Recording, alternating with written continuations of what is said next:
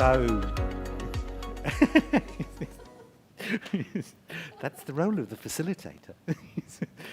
Okay, good morning, everybody. It's lovely to see you all again. And thank you very much indeed for joining us again this morning. Just before we start with Shazli, I thought I'd take some comments from the audience and some of the people who've been here a while. And you can speak in Thai. What have you understood so far, and what surprises you most? ครับเซอร์ไพรส์ของผมนะครับเซอร์ไพรส์แรกเลยคือได้เรียนรู้ว่าตั้งแต่วันแรกเลยครับเครื่องมือ EF อะครับได้เข้าใจว่ามีวิธีการวัด EF ที่ออกมาเป็นผลที่เป็นรูปธรรมครับแล้วก็นำเอาไปพัฒนานักเรียนได้ครับแล้วก็อันที่สองเลยก็คือเรื่องของ E-box ครับ E-box เนี่ยในเรื่องของการคิดสร้างสรรค์เนี่ยในความเป็นจริงแล้ววัดไม่ง่ายครับแต่พอเห็น e-box แล้วก็โอเคเป็นเครื่องมือที่วัดความคิดสร้างสรรค์ได้อย่างเป็นรูปธรรมแล้วก็อีกอันนึงที่ยังรู้สึก Amazing อยู่ก็คือเรื่องของตัวที่ใช้วัด Social Emotion Learning ครับแล้วก็ได้เรียนรู้ว่า EF กับSEL เนี่ยเป็นส่วนที่ต่อกันก็คือ EF น่าจะใช้วัดในวัยเด็กแล้วก็เป็นเรื่องเดียวกันกับตัวที่เป็น Emotional Learning Skill ครับขอบคุณครับ Thank you very much. Indeed, let's see. Would you like to give us a reflection on what you've been hearing? One comment that I was thinking about from listening to the speakers yesterday is that we seem to be talking about different thing with the same name, but I'm not meaning like totally different thing, Yes, but yeah. like everybody try to define what they mean by critical thinking or creative thinking and so on. And I just wondering maybe it would be a lot easier if we can find some same definition for the same thing that we're talking about. Just a thought, but I understand that for different people or culture, something has to be different. Thank you very much for that comment. It's a comment I hear a lot as I go around the world.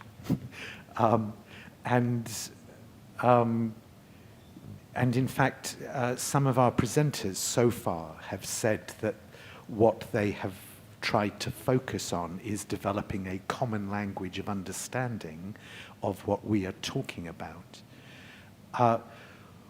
One of the key drivers of the structure of this seminar has been to give the main speakers a lot of time in order that we can really understand what the conceptual basis of their work is, how they are really defining learning is the key thing, and its relationship to creativity and well-being and other things like that. And I personally have found it really helpful to be able to listen at length to the different approaches we've been hearing, because it has really helped me understand the different conceptual basis which exists behind many of the assessments that we've seen. I think there is a strong desire to develop a more unified language, but so far, in my experience, I've been involved in several projects which started off with that aim and simply came up with a different set of words and so forth. With respect to the OECD and the creativity and critical thinking project that I was involved in, it was key to the defining of the project that there were many definitions of creativity, and let's try and synthesize them. But in the end came up with a different one than other people had been using. I remember we've been through exactly the same process with Lego, who are particularly interested in creativity and but in the earlier years, in kindergarten, the early years of primary. And we've been involved in some projects with them. And again, they did a big project of going, what we need to do is all get together and agree common language. And they all got together and brought all the major players from around the world who study creativity and came up with another language. And it's more than... I mean, I think you're right to say is that you do need different languages in different contexts, and I think that's, I understand that, but there is some other process at work, and I think it is to do with how academics think, is that they all claim to be synthesizing, but they're not. It's not in their nature, and so many of the definitions of creativity that I've come across have involved really excruciating inventions of new languages, if you see what I mean. You go, why did you ever need to come up with that word? I think the English language has enough words to cope, and so forth. So it's a really important point that you make there. And I think many of us, and I've heard many of us in the room, are seeking the same thing, but it seems extraordinarily elusive. And I'm not quite sure why, and so forth. But thank you for that insight. It's a really important point. And for you, Ajahn Poo, it's time for you.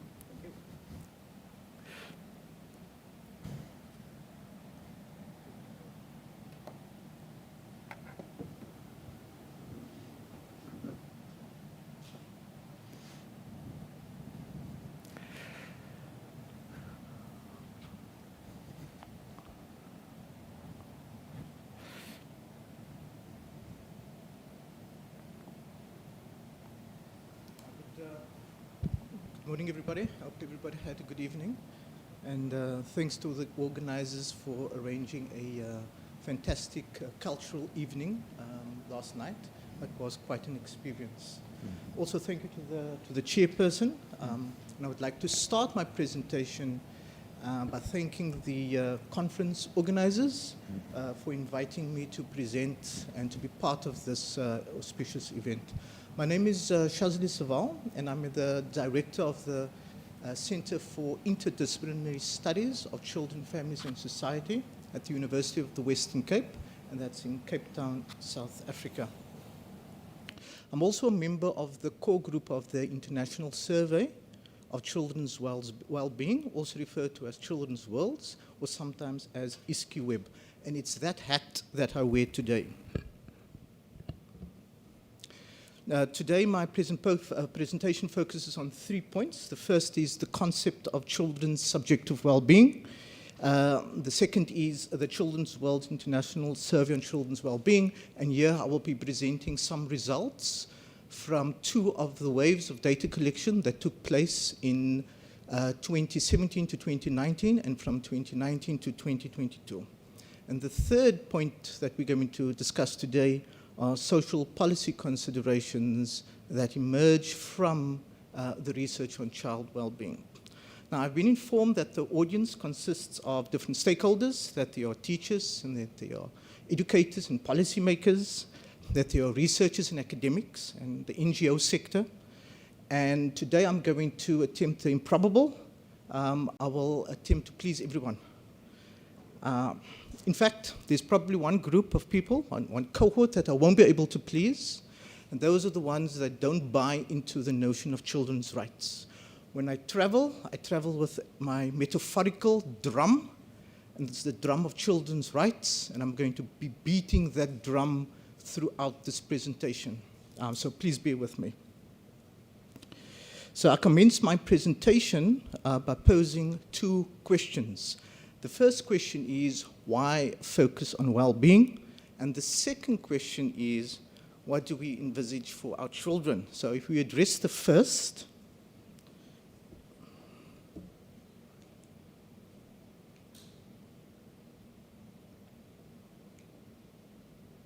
I need to learn how to drive this.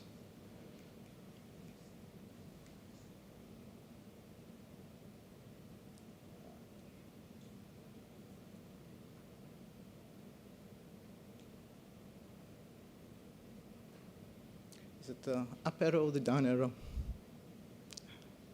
Okay.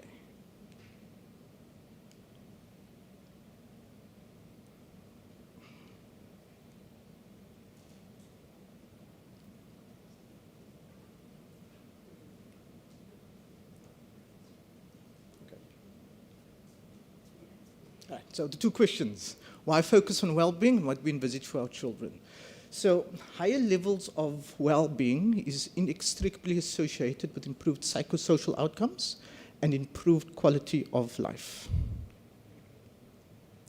So if you have a look at this graph, this is a graph that plots on the y-axis the subjective well-being score, and on the x-axis the SDG index score. And you can see that there's a very clear association with an increase in subjective well-being scores with the SDG index. So in other words, higher levels of well-being, higher levels of subjective well-being are related to improved psychosocial outcomes, and that will inextricably link to improved quality of life. And we know that for the adult literature and for research with adult samples. We also found that over the past 20 years of research with children, we found that to be true for research with children. So the second question is, what do we envisage for our children? So I'm working from the premise that we want them to have objective or decent objective standards of living. So when we think about objective standards of living, we're thinking about adequate nutrition, access to school, safe environments, healthy lifestyle, access to different levels of health care, and so on. And those are generally referred to objective standards of living or objective quality of life. And sometimes it's referred to as health indicators. But beyond that, I would also suggest that we'd want for them to feel subjectively satisfied with different aspects of their life, and satisfied with their life as a whole. So in other words, we want them to be happy. And if we buy into this notion that we want our children to be both objectively meeting certain standards, but also having a level of happiness, then we need to combine both objective indicators and subjective indicators. Now, historically, children have been absent in social statistics. However, with the advancement of children's rights in the 1970s, most notably the United Nations Convention on the Rights of the Child, then also the epistemological shift that was encapsulated in the new sociology of childhood in the work of James and Prout, the positive psychology movement, and in fact, the positive social science movement generally. We have seen significant shifts in how children are viewed and understood in society. So these shifts place children at the center of our consciousness, and these place children at the center, most importantly, on the political agenda. So considerable progress has been made as it relates to measuring the state and well-being of children, both generally and across multiple domains, and this is true in most countries around the world. However, when we look at the progress that has been made in measuring the state and well-being of children, we notice that the focus has been on developing and collecting these objective qualities of life. So, for example, as I mentioned, it's child poverty, literacy rates, life expectancy, and other data, and that is usually and generally gathered by most countries around the world. So, think about objective indicators as sort of this unfiltered perceptions, independent from personal evaluations, and think of if we only have objective indicators, the argument and rationale is that we don't have a complete understanding of how our children are doing. And that what we want to do is, if we are interested in their happiness as well, that we need to combine both objective and subjective indicators. Have I convinced you? Yeah? So if you think of your own children, you want them to be, well, in the prenatal stage, you go through your proper routine, and you take your prenatal vitamins, and you live healthy as the mom. And when the child is born, you're concerned about the appropriate birth weight. You're concerned about appropriate primary health care, you're concerned about immunization rates, and then it becomes more expensive in some contexts because now you have to worry about schooling, and primary schooling, and secondary schooling, and tertiary schooling, and so on. And here we're referring to all the objective standards that you are focused on. But certainly, you also want your children to be happy. Yeah? So I've hoped I've convinced you. So the issue around the subjective notion is our interest in what children think and feel and how they evaluate different aspects of their life. And in that way, you can provide a more comprehensive picture. Now, this combining of the objective and the subjective has been brought together, has been aggrandized in a movement referred to as the child indicator movement.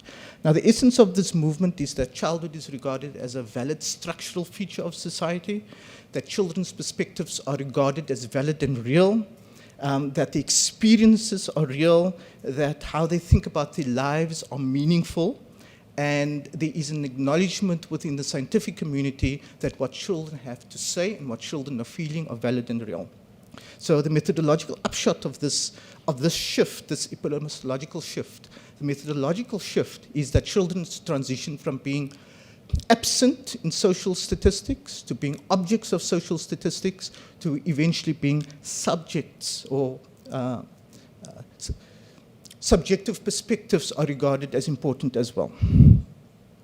So this provided also a momentum and a drive towards what we refer to as child-centered research. Now, this notion of child-centered research is usually located in understanding that there is a misalignment, there is a difference between adults' perspectives of how children are doing and children's perspectives about their own life. And we further find, if we look at large-scale, recent large-scale data that we have on children's subjective well-being, that we find that there is a misalignment and there is a difference between adult subjective well-being and children's subjective well-being. And because this difference exists, this provides the sort of the last nail in the coffin rationale for why it's important that we research children's subjective well-being. The idea is that now policymakers must use objective and subjective data and in that way develop policies and programs to improve the well-being of children. Now the question is, if once we start talking about policy, we have to ask the question, to what extent can child subjective well-being indicators be amenable to policy? Now, this is probably best encapsulated in the question posed by the National Research Council of the UK. Let's see if we can find that.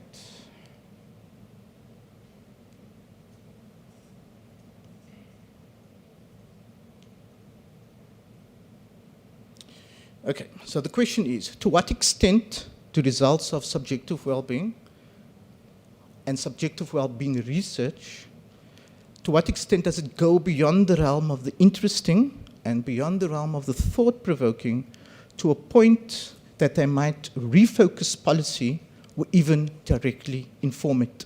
Now I argue that there are three apex actions that are required. So the first apex action is children's cognitive capacity, an acknowledgement that children have the cognitive capacity to make sense of their lives, and the acknowledgement that they have the cognitive capacity to be able to not only make sense, but also able to report on their life. This is unfortunately not a very easy task to do if there's a lacking in science and the lacking in concerns around whether the science has advanced enough to be able to do this. So the motivation behind quite a bit of research into children's subjective well-being is advancing the science and developing appropriate methodologies and developing different data collection and innovative data collection methods that will generate good quality data, and data that is both useful within country, but also data that allows for cross-cultural comparisons. The third is a consideration of how we translate children's subjective well-being evidence How do we package it? How do we market it so that it can be used by different stakeholders, including government officials, but also those on the ground that are working directly with children? There is a fourth, and I will present the fourth in my last slide of the presentation. I just need to go up. I need to show you a slide. Okay. So this graph is from colleagues at the Children's Society in the UK. And this generally presents a graphic representation on self-reported well-being. So self-reported well-being is generally divided into sort of two categories. And on the left-hand side, you see eudaimonic well-being. Or on the right-hand side, you see eudaimonic well-being. And eudaimonic well-being is sometimes conceptualized or concretized in the concept of psychological well-being. And that refers to how well people, and in this case children, function in society. So it makes reference to purpose in life, it makes reference to meaning in life, personal growth, autonomy, positive relationships, and environmental mastery. Now we do have quite a bit of data on the eudaimonic aspect, but today the focus is going to be on the hedonic aspect. So hedonic well-being is also related to the Greek philosophical concept of hedonia. It is often concretized as subjective well-being, sometimes referred to as happiness, and it has two components as mentioned earlier. Cognitive life satisfaction, and cognitive life satisfaction refers to overall life satisfaction that's context-free, sometimes captured in the question, how happy are you with your life as a whole? I think everybody is very familiar with that question. So it's a general, broad question and asks you to assimilate all the aspects of your life and integrate all the aspects of your life and in some way present yourself with a score. The score is usually out of 10. The second aspect of cognitive life satisfaction is referred to as domain-based life satisfaction, and that refers to different aspects of your life. And here, for example, the family, friends, life as a student, community time use, safety, freedom, health, etc. Then very importantly is also the second component, which is affect, which refers to both positive and negative emotions. Now, the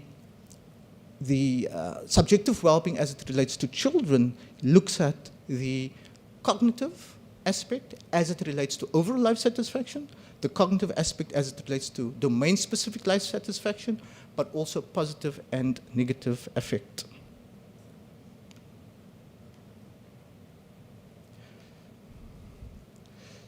So there are reasons why we may not expect an association between social policy and subjective well-being. We know that it's difficult to measure.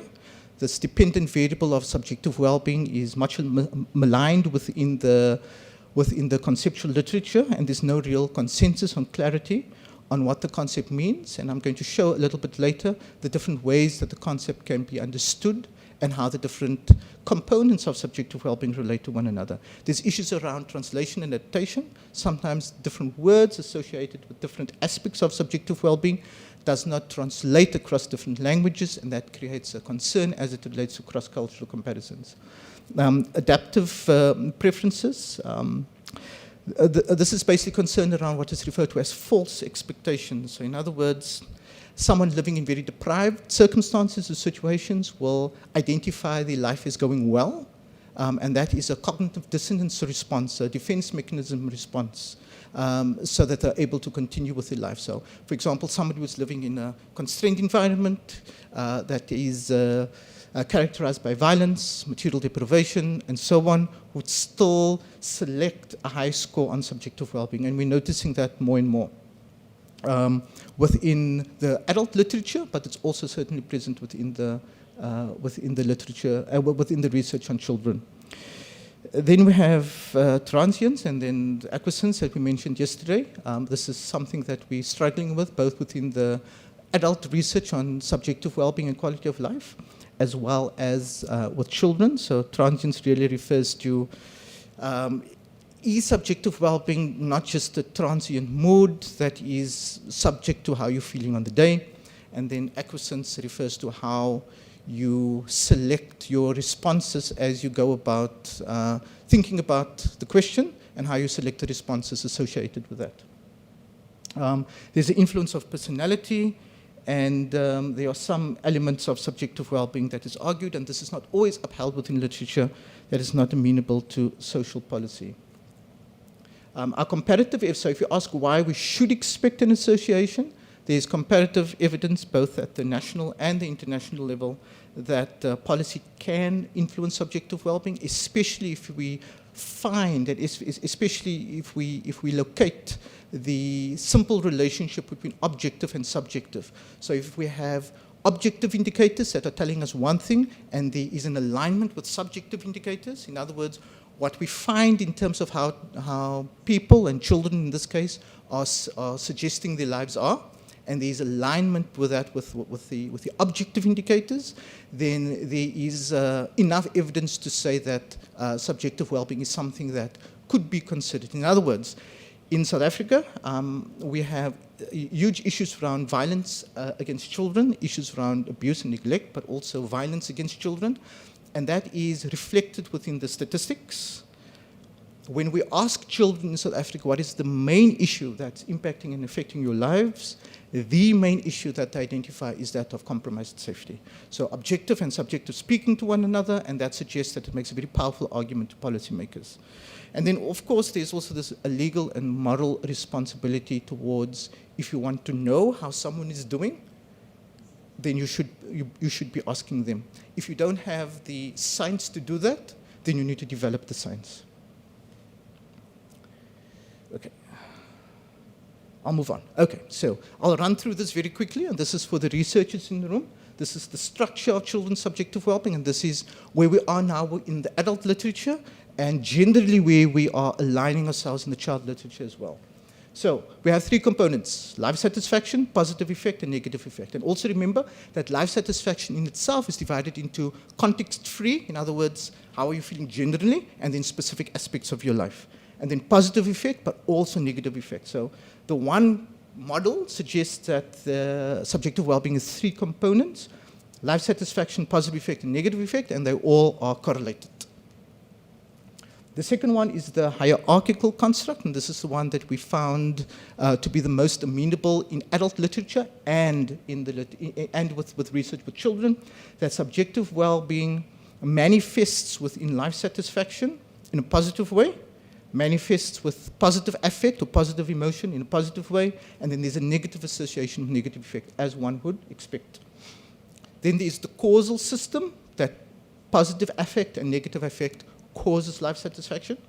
And then the third one is the composite, life satisfaction, positive effect, and negative effect, that the three of them cause subjective well-being.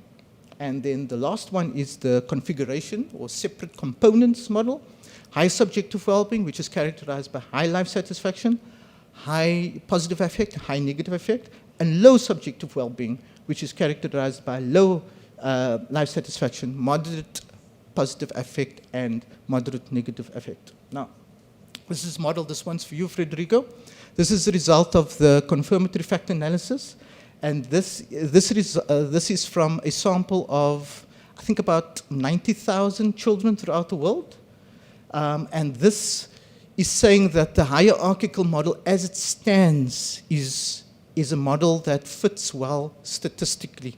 So this confusing model is basically saying that subjective well-being manifests in cognitive life satisfaction, and it manifests to a 0.89 association. It manifests with cognitive domain-based life satisfaction, 0.93. It manifests in positive effect, 0.86. And as we expect, it manifests in negative effect on 0.36. So as it stands, the hierarchical model is suggesting that the statistically at least, is suggesting that this model fits with children's subjective well-being. Okay. So I think next we move on to this notion of child-centered research, and this is the methodological approach to collecting and investigating and exploring children's subjective well-being. We generally use two types of research: quantitative research, and this is about validating and developing reliable measures, developing standardized scales to measure subjective well-being. And then once those scales have been developed and we feel that they are useful within local context and in context that can be used cross-culturally, then we use them in survey research. generally with large-scale surveys, and generally with population-based samples, because that can generate normative scores. And then the second is innovative qualitative research using innovative data collection methods, everything from focus groups to digital storytelling to photo voice, the children's mosaic method that puts everything together, and then the children's understanding of well-being protocol, which is a parallel project to Children's Worlds that focuses on the qualitative. And for those that are interested, the CUWB and the Children's Worlds are two separate projects that asks the same things. The one is qualitative with innovative qualitative techniques. The one is very standardized. And certainly we're finding that the two projects and the results are speaking together. To the extent, sometimes when we generate the statistics and interpretations, which oftentimes we don't understand because our science has not yet developed and the results don't make sense. Oftentimes we draw on the work of those that have in-depth knowledge from a qualitative perspective, believe it or not, to help us interpret the statistics. So, this is the second part of the presentation, which is the Children's World International Survey of Children's Wellbeing. The study aims to collect comprehensive data, also most importantly population-based and representative data on children's lives generally, on different aspects of their lives. And the aspects of the lives are, for example, social relationships, material deprivation, daily activities, most importantly perceptions of safety and bullying, school experience, children's rights. And then we use these standardized scales that have been developed over the past 12 years on cognitive life satisfaction, positive effect, and negative effect. It was initiated in 2009 by the International Society for Quality of Life Indicators, and it was supported by UNICEF and the Jacobs Foundation. This is the, in fact, let me just go back. And just to say that this project is supported by ISKI, and it's been supported by UNICEF at the beginning, and it has been supported for the past 12 years by the Jacobs Foundation. So, there's 4 waves of data collection, as you can see on the screen, but prior to the 4 waves, there was also a series of 2 pilot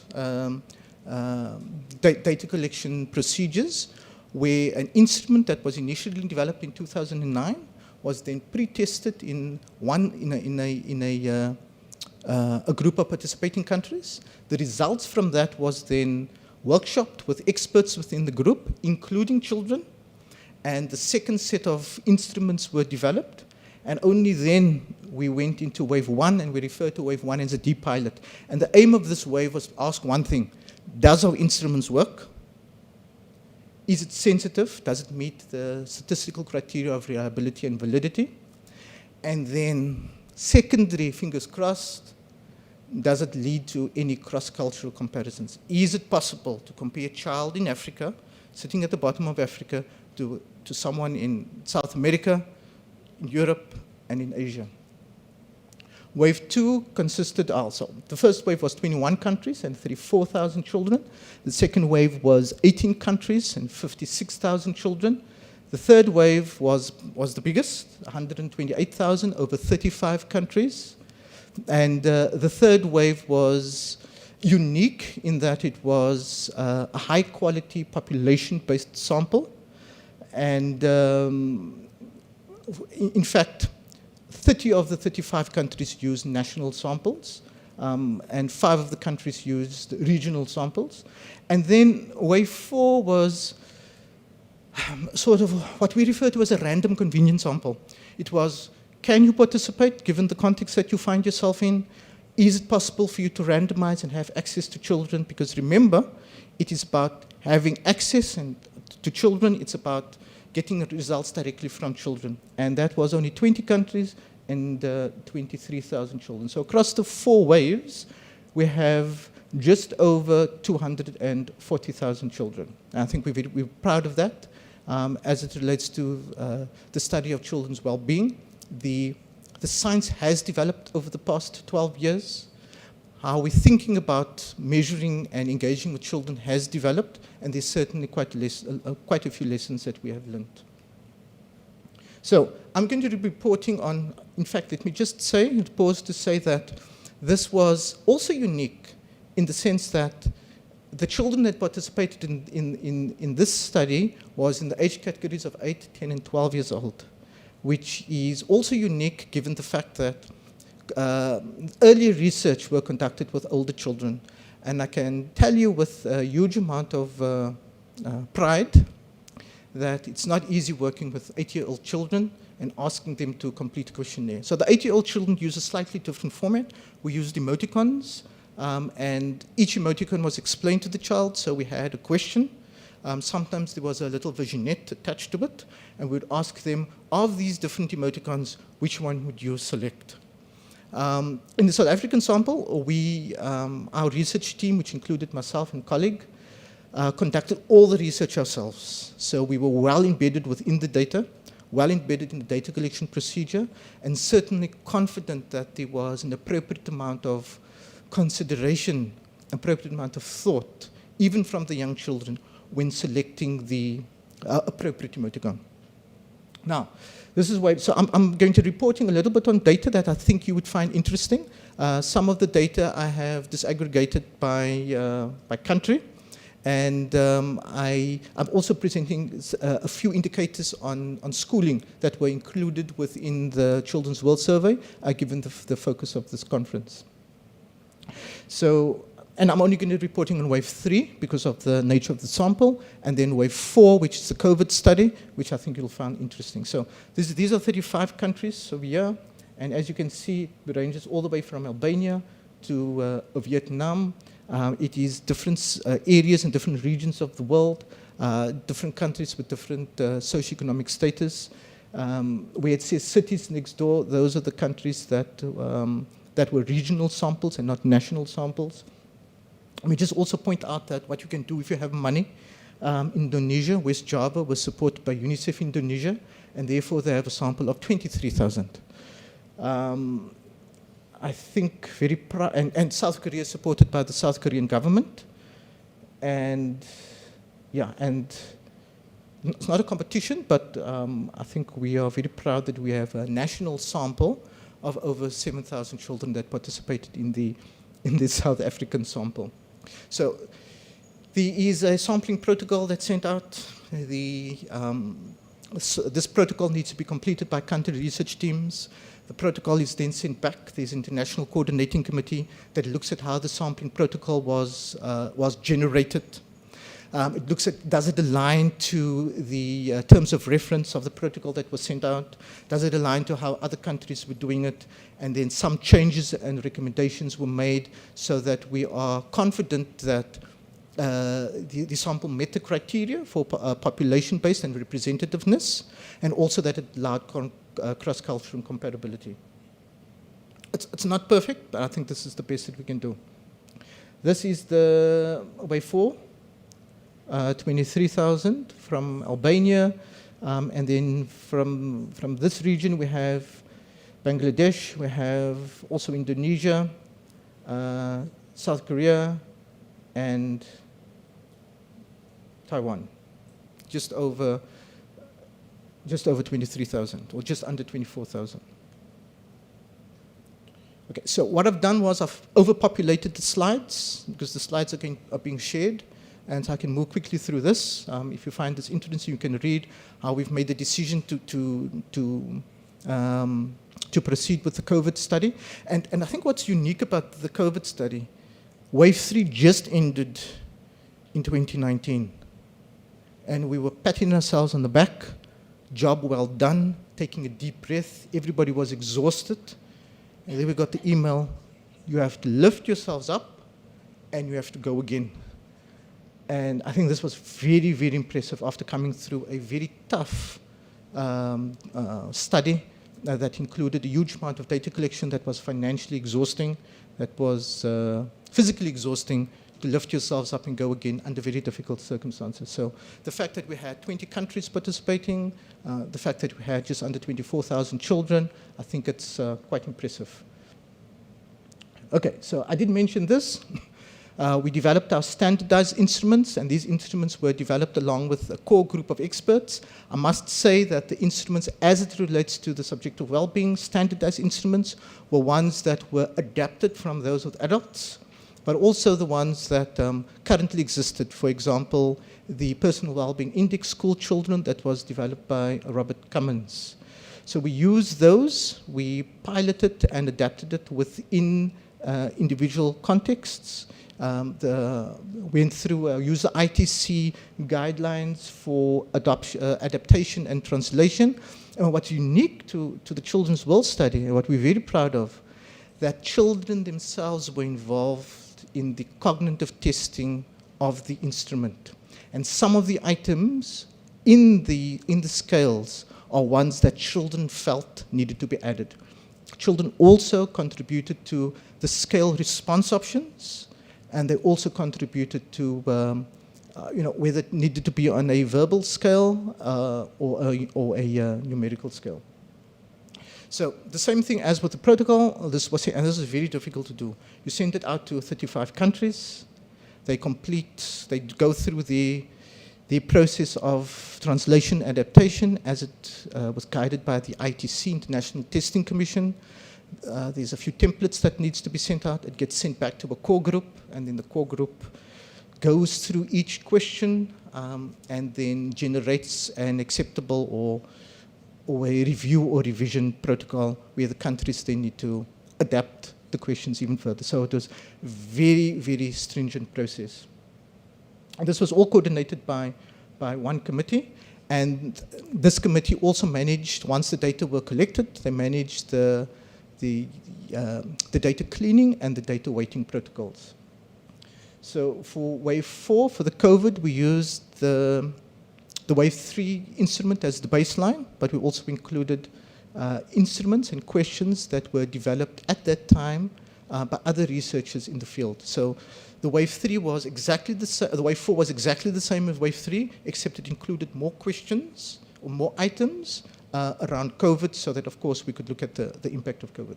And one thing, let me just pause to say this. When we're working with children, and this is something that I've lamented on many occasions, we need to keep the questionnaire as short as possible.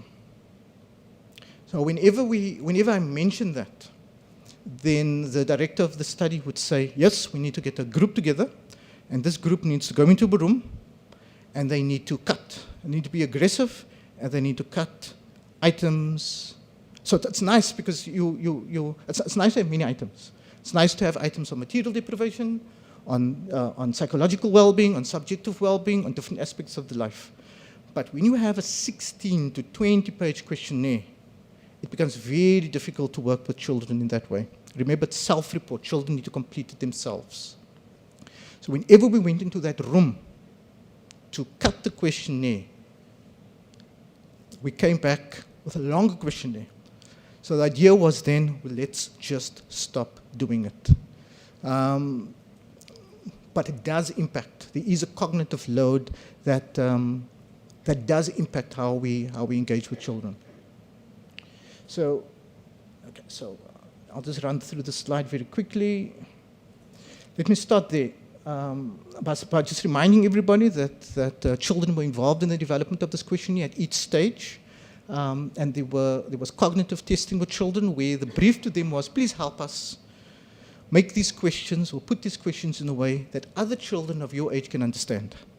So the testing is not an accurate word. It's really like you're part of the research team. And in South Africa and in other countries as well, we had a coordinating group, and that group included children, and the children advised us on how we go about doing this. Important point is, over the 4 waves of data collection, we can say with absolute certainty that cross-cultural comparisons of the mean scores need to be cautiously applied. So we use the statistical concept of measurement invariance, and the measurement invariants are suggesting that it's not always possible to compare the mean scores across countries because of the different factors that are impacting how the respondents were responding. So if you meet certain criteria for tenability within measurement invariance, there's some items and some instruments that does allow comparison, most of it doesn't allow comparison. But also, if I just look at the last point there, in-country variations, and this is why I asked the question earlier, yesterday, are more important than between-country variations. So when we look at the variability of scores across countries, between the different countries, there's not much variability. When we look at the scores within countries, those variations are telling us something more, and also it allows you to compare cohorts of children within your own country. So we use what is referred to as a multiple indicator approach. Federico, you would appreciate this. We use mean scores, we use percentage of children with low satisfaction, and we use equality scores, and we use relative scores. So a mean score doesn't give you all the information, the percentage low doesn't give you all. When we look at it all together, it starts giving you a picture. But be cautious that when we present these scores, that you don't look at your country, if your country is there, and compare your country against any other country, because mean scores are generally not comparable. They mean different things in different contexts. Now, I say this all the time when I present this to any type of government forum. And I say it like this: don't compare mean scores. And then I present the scores using the multiple indicator approach. And the very first question that I'm asked is, what do we need to do as a government so that we can rank higher? In other words, they compare mean scores. So what we'll be doing now is not saying that and saying, look how bad you're doing in South Africa. You need to invest more because the mean score is suggesting that you're not doing well. So it's a strange situation to be. It's presented descriptively, but it needs to be cautiously applied. Okay. So the relative score is sort of an innovation within children's worlds. It represents a pattern of scoring. Now I'll present it a little bit later. Pattern of scoring in each country. And it represents a balance of positive and negative aspects in each country. A score of 1 is average. Any score above 1 is your children in your country are doing better on that aspect. Anything below 1, your children are doing poor. And it is argued, and I don't understand the statistics behind this, it is argued that it mitigates the cultural response bias. So what we asked children's characteristics, material context, and this is material deprivation, the living arrangements, family structure, home context, overall well-being, the self, questions around the family and friends, school, safety and bullying, the neighborhood or community, children's time use patterns, children's rights and hope. How we asked this, we asked satisfaction questions or happiness questions. We asked them to evaluate their lives, for different aspects of life, for example, their health or their home. Agreement questions, and these questions are sort of more subject to acquiescence, but we felt that some of these questions worked. And it's on a 5-point scale from not agree to totally agree. And we used the bipolar response options, frequency questions, and fact-based questions. I'll give you examples. So this is the question: how satisfied you are, or how satisfied or happy are you with your school, for example? And then it was not satisfied in the 0, and completely satisfied is 10. That is it's referred to as a unipolar scale, so we don't use the word dissatisfied, and that allows you to generate more stable statistics. Now, very interestingly, what we don't know is what it means if a child selects 6, or if a child selects 7, or 8, or 9, or 10. Only with in-depth qualitative work across a few contexts did we, or are we able to start making sense of what happens if a child selects 10, if a child selects 8, if he or she selects 9. So there's a qualitative way of interpreting these scores as well. And while there's some alignment across countries, our message is that it needs to be interpreted within countries. So a child within South Africa, what does it mean for them when they select 7 as opposed to a child in South Korea, for example? So we have qualitative work that says if the child selects 6 or 7 or 8 or 9 or 10, this is generally what it means. What we do know from the scientific literature is that anything below 5 or below, and I would say even probably 6, but from the science perspective, it's 5. From intuition, it would be 6. that would be a marker of some type of pathology. Children don't answer the scale from 0 to 5. They think of the scale as starting from 5, generally speaking. Then we have the agreement questions from I do not agree. So as you notice, we didn't use the word disagree. And this took all of 10 years to agree on this. I agree a little, I agree somewhat, and then there was this huge discussion around whether numerical response format or whether the verbal response format works better. And the long and the short of it is that some children would prefer the numbers, some children would prefer the verbal. Statistically, we of course prefer the one on top because it allows us to do, because it's on an interval scale. The verbal response options are not on an interval scale, but this one is for you, Federico. When we do the analysis, it actually doesn't matter. Yeah. Because it presents itself on a reasonable interval scale. So this is the Children's World's Subjective Wellbeing Scale that was developed from the Student Life Satisfaction Scale. So this consists of 6 questions that were developed over the past 12 years. Now, question number 1, I enjoy my life. That was the one that was generated by children. It was worded in that way, as well as the response option.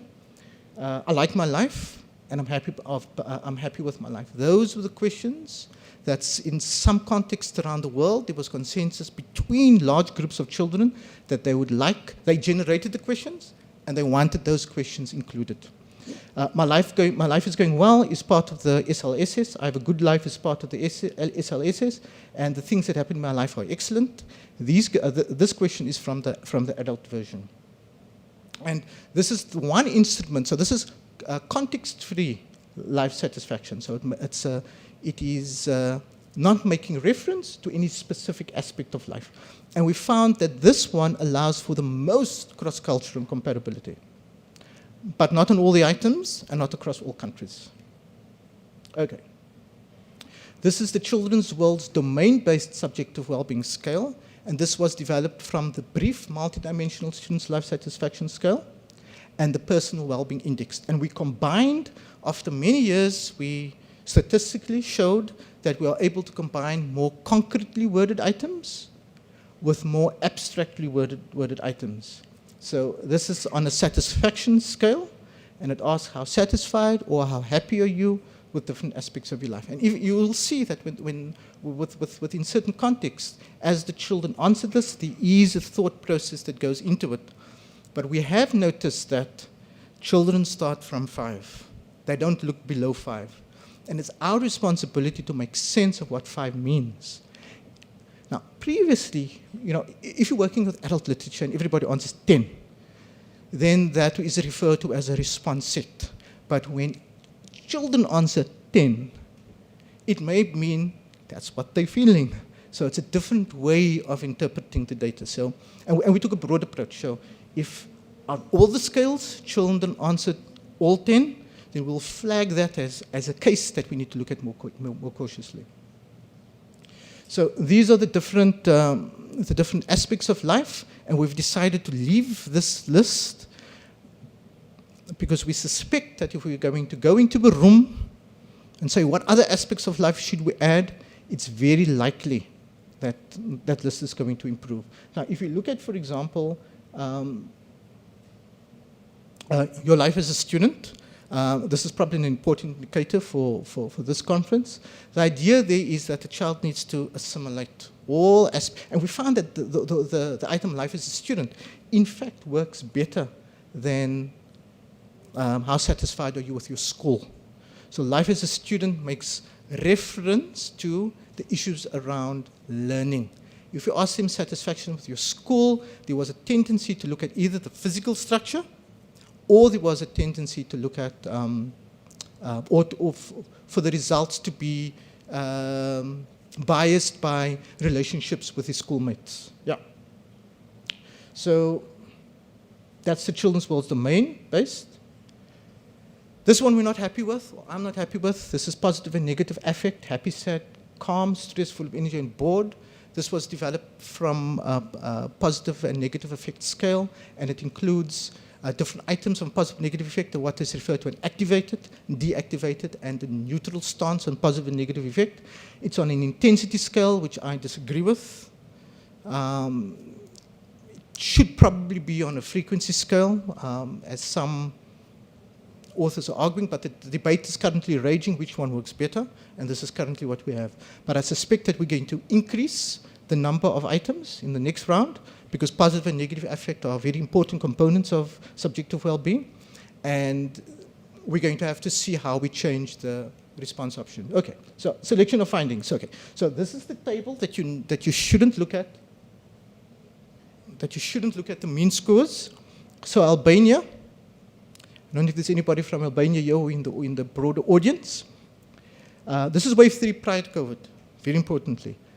On the cognitive scale, the Children's World Subjective Wellbeing Scale, the one that's context-free, yeah?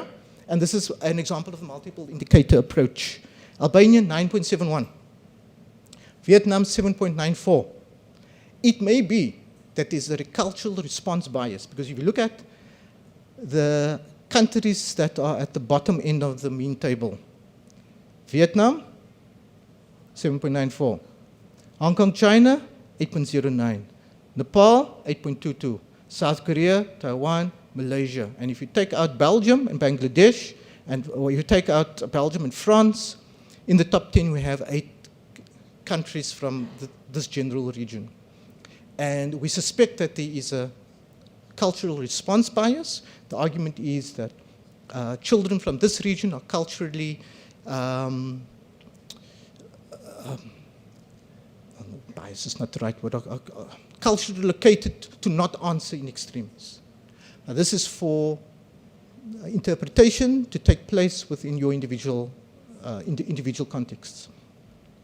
South Africa is 8.88 and so on. So you can look at that, and some of the countries are comparable. But all these countries together, if you put it into one diagram like this, it's not a very good way to compare. So your individual countries. Now, the percent low satisfaction tells us something more. So if you look at Vietnam, for example, 7.94, percent low satisfaction, those are the children that selected 5 and below. That's a marker, in my opinion, and in the opinion of some of the science, it's a marker. It's not a guarantee. It's a marker of some type of pathology. Now, because those countries at the bottom are presenting with both lower mean scores, as well as a high percentage of low satisfaction, that is cause for concern. We also know from the adult literature, as well as from the literature on children, and some of the research that we're generating, that theoretically, according to the homeostatic theory, there is a set point that is held at around 7. So there are cognitive strategies, cognitive buffers that are active, that hold the scores, hold your well-being at around 7. And as the closer it comes to 7, the harder those buffers are working. And if those buffers are overcome, then the scores will fall below. And then whoever's responding, whether it's a child or an adult, will be now under the control of whatever stressful event is causing that. So if it's bullying, for example, and the child is going, so they manage to maintain through homeostatic control, maybe through good relations with the family, manage to maintain that score. But once that threshold is breached, then the well-being is now overwhelmed by the stressor, by the bullying, for example. Yeah. So theoretically, the homeostatic is around 7.5. So this is between country variations. This is the country ranking by mean scores. This one I love. So this is a table that will confuse you, but let me explain it to you. On the y-axis, you have all the countries, and on the x-axis, you have the different aspects of life. Family, your home, things, friends. I'll point out life as a student. How satisfied are you with your learning? How satisfied are you with your classmates? Now, if you look at Albania, Albania is, of course, doing exceptionally well. For example, family, they are the #1 ranked for family. In other words, the mean score for the question around satisfaction with family is the highest. Vietnam, the mean score with the satisfaction of family, they score 35 out of 35. They're the worst. So the dark green is the ones that score the highest. The red and the orange are the ones that score most poorly. So I've highlighted South Africa as an example. And South Africa on the issue around family is 29th. So we scored 29 out of 35 when compared to other countries. But now remember, we can't compare the means. Now, this is just a table that's suggesting this is descriptively what's happening. Now, if we look across the line by South Africa that I've highlighted in red, we have 29 for family, 28 for the house you live in, 25 for material possessions, the thing that you have. But South Africa children seems to be scoring much higher as it relates to life as a student, also not too bad in terms of learning, but apparently they don't get along with the classmates. So it's 32. Now that could be issues around bullying. If you go further up, safety, which is 22. Freedom freedom basically means you have the capacity to make sense of your own life. You have freedom of choice and so on, not doing poorly. And then as it relates to future, we're 31 out of 35. And that's not good. Again, cautiously. Vietnam is doing terrible. Let's see Germany. As it relates to family, not well. Freedom and choice, doing much better. Satisfaction with neighborhood, second last. Appearance, this is issues around the self, also not good.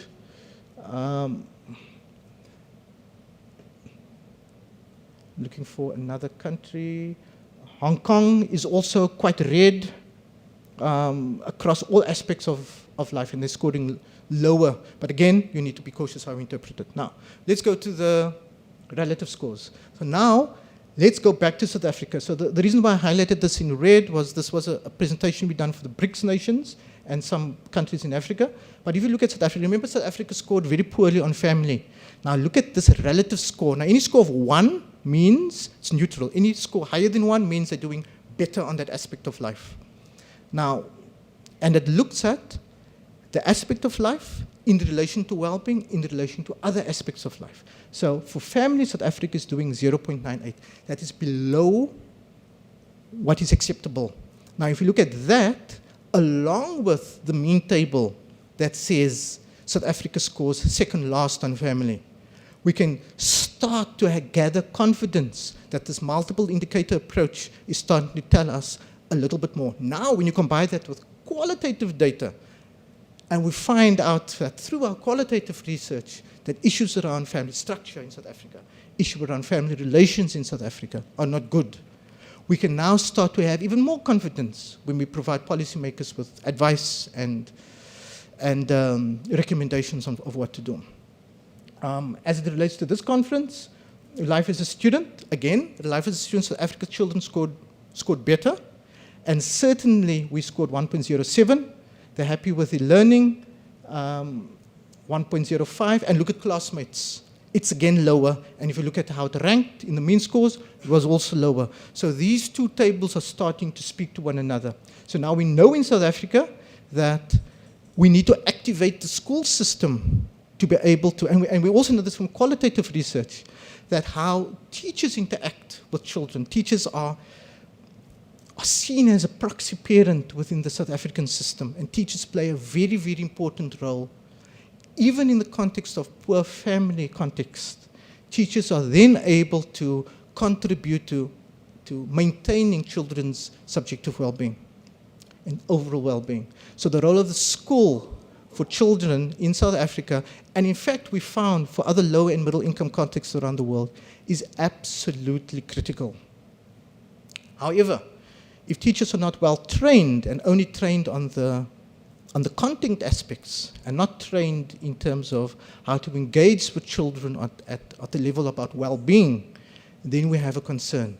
So what we have done, we have invested in messages to policymakers and messages to education systems that teachers need to be provided with extra training and support in terms of how they engage with children, because they could mitigate poor family relations, They could mitigate issues around exposure to violence, exposure to bullying, and teachers themselves can increase children's subjective well-being. Intuitively, and we collected data at every school in every single wave across the 4 waves of data collection in South Africa. So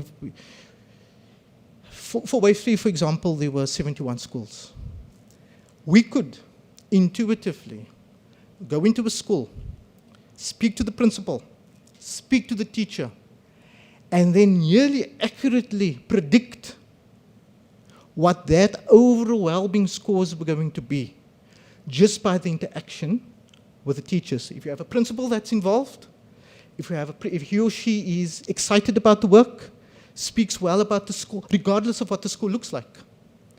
If you have teachers that are involved, you can very easily observe the relationship between the children and the teachers. That invariably suggests these children are, without a doubt, going to score well on these scores. So teachers and the school system, school climate, more than the actual physical school, plays a very, very important role in children's well-being, beyond the content. Okay, so these are relative scores, and you have the presentation, and you can see the green says that you're doing relatively well. The yellow says you're doing relatively poorly, and countries can look at that, can look at the mean scores and the percent low satisfaction, and they can think about where they need to invest the resources. Okay, let's move on. So these are school-related variables associated with overall life satisfaction. So the one question was satisfaction with your life as a student, satisfaction with the things you've learned, satisfaction with children in your class, and all the school-related variables with a basic correlation shows substantial relationships, and that's significant at 0.001 across all countries, across all aspects of life. School plays an absolutely critical role. So for wave 3, these are the correlates of subjective well-being, the ones that contributed most significantly. Material deprivation, relations with family, friends, school, and neighborhood. Bullying is a huge issue. It's a huge, huge issue, and is contributing substantially to the variations in children's subjective well-being across all countries. Across all countries, sometimes contributing more than 6% to the variation. Asian countries are not excluded. From I understand from the literature that I've read in Thailand, your rate of bullying in primary schools is just under 50%, and that is not dissimilar to many of the countries here. How children use their time, community infrastructure, the school, as I mentioned, children's rights. Freedom of choice appears to be absolutely critical in contributing to variation in children's well-being. The sense of self or psychological well-being and then engagement with nature is something that has emerged as quite important. Okay, very quickly. Okay, so this is a selection of the findings from wave 4. Remember, this took place during COVID. Now, we have 2 questions. The question that was asked here was, how happy are you with your life as a whole? That's one single question, 0 to 10, yeah. The blue line is we asked them, how happy with your life as a whole before COVID, before Corona. As you can see, they were doing pretty well. The blue line, Albania, 9.06. Remember that? In wave 3, it was 9.07. We asked them, how happy are you with your life? Now, during Corona, 8.3. But the variations are stark. Look at Bangladesh, 8.48. This is how happy we were before COVID. This is how happy we were during COVID, 4.83. And I will venture a very, very strong guess that in Bangladesh, the response to the COVID was, at least in the school setting, was probably not appropriate. Probably needed to respond in a different way. Probably issues around resources. 4.83, and I will hazard a guess to say that these children were most likely presenting with some type of pathology, whether it's anxiety, depression, and so on. So, and you can see there is a substantial decrease across all countries. Significant across all countries. Now, there was an argument that said the question of asking children how happy are with your life as a whole, there's going to be too much acquiescence. They're just going to select whatever score they want. It's not going to make sense. Now, this, for me, is enough evidence that children were thinking and that they were selecting appropriately And I also suspect that if you look at the adult literature, you'll see similar results. So this is a histogram. As you can see, before COVID, the one on that side, before COVID, it's a strong negative skew towards the high end, which is not dissimilar to results from adult samples. And look at the spread during COVID. The mean score is 8.44 before COVID, which we can accept because we know that mean scores on subjective well-being instruments for children range anywhere between 70 or 75 to about 80 to 85. So 8.4 on a 100-point scale. So 8.4, transform that into a 100-point scale. It's sort of on track to what we've expected. But during COVID, 6.7.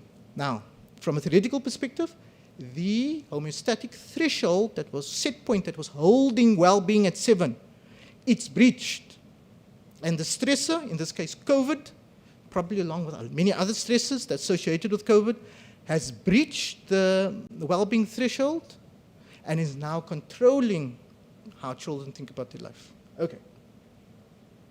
So this was remember the Children's World Subjective Wellbeing Scale, the context-free one.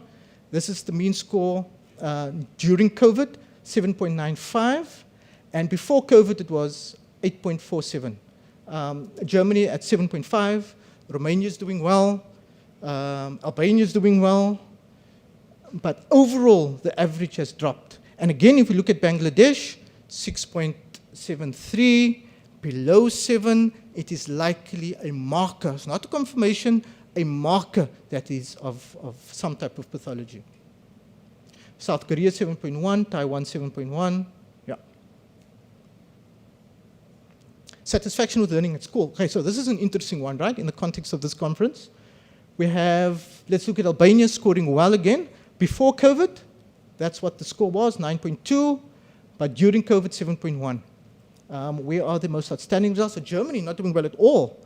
7.6 before COVID, that's the satisfaction with school, which is within the acceptable range. During COVID, 3.9. So again, there is a marker, an indicator that there is a significant effect on how schooling was affected during COVID. Now in South Africa, I'll just relate an example, from 8 to 6.7, there was huge contrasts. And this is why it's not always important and useful to compare countries and contexts. There was huge contrast. We had some schools that were well off, that were well resourced, that were able to hire entire new staff to do two things. One, to train teachers at the school in technology, how to use the technology and how to go online, to do online learning, and to actually do the learning while those teachers were being trained and transitioned.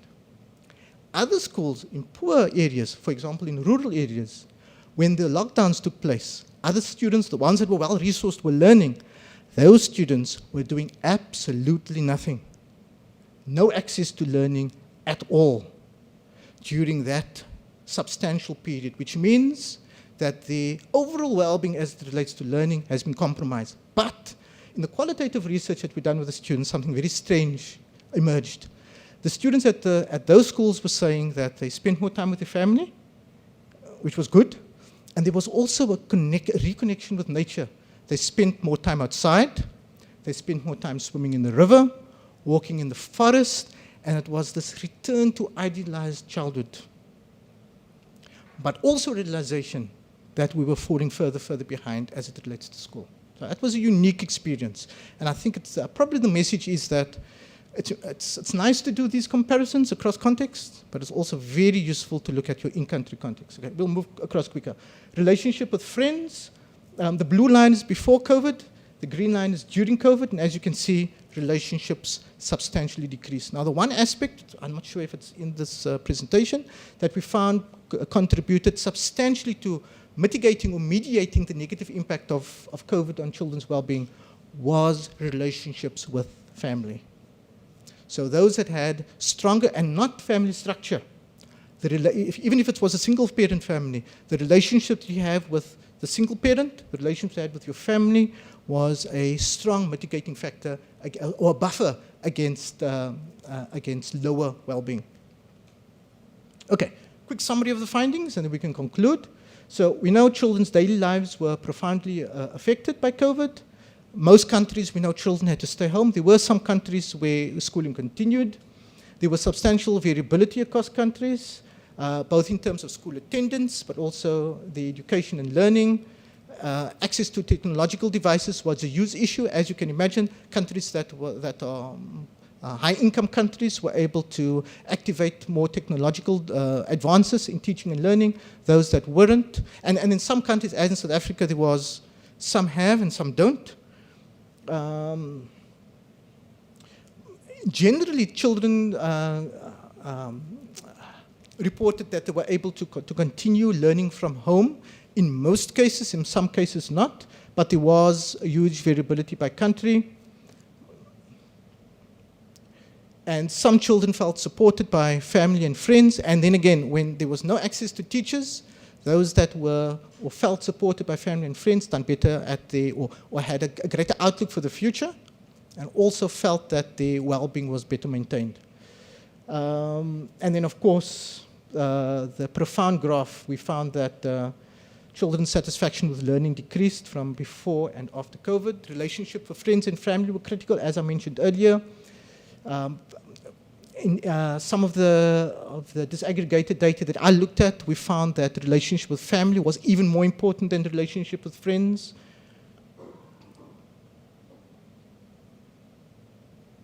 Okay. And the other graph that was very stark in its demonstration of the impact of COVID was that lower levels of overall well-being, overall happiness before and during COVID.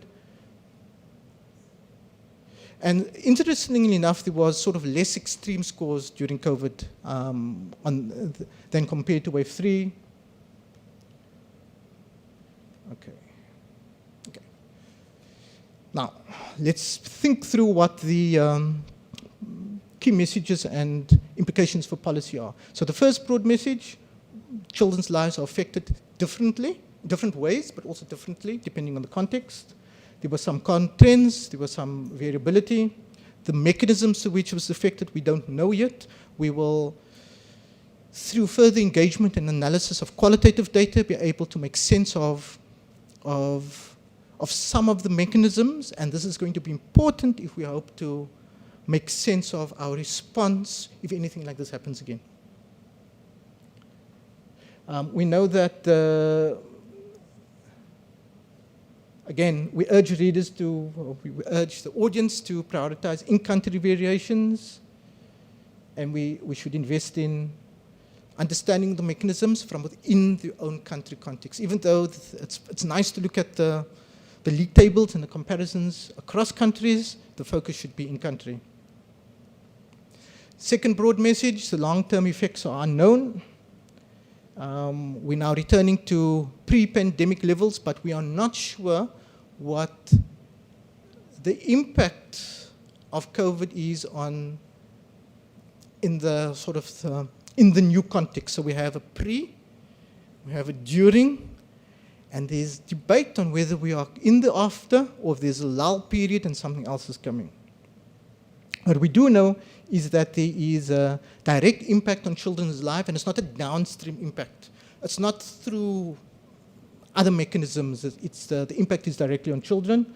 And if the impact is directly on children, then the programs and the policies need to be directed directly at children and not through other means.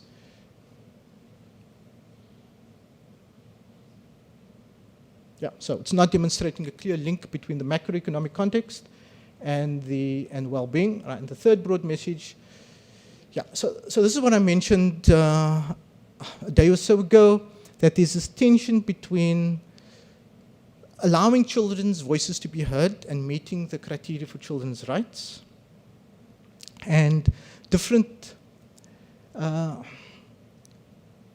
of acknowledgement of the scientific research, but also issues as it relates to research ethics and to access to children.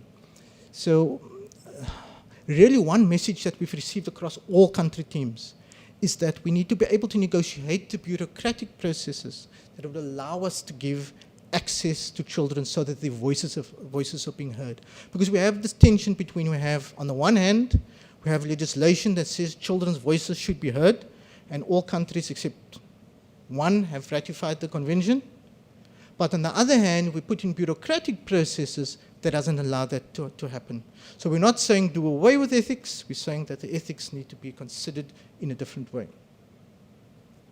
And then, of course, there have been some changes in our theoretical understandings of children, and we need to invest more in both in the methodology, but also in thinking through and amending our theoretical positions on childhood. So just very quickly, a note on child participation. So, is it? Okay. You've run quite a long past time. Can I? It was so fascinating, I didn't want to stop you. But I do want some time for questions. But put up that conclusion slide, just so that it's there. Federico.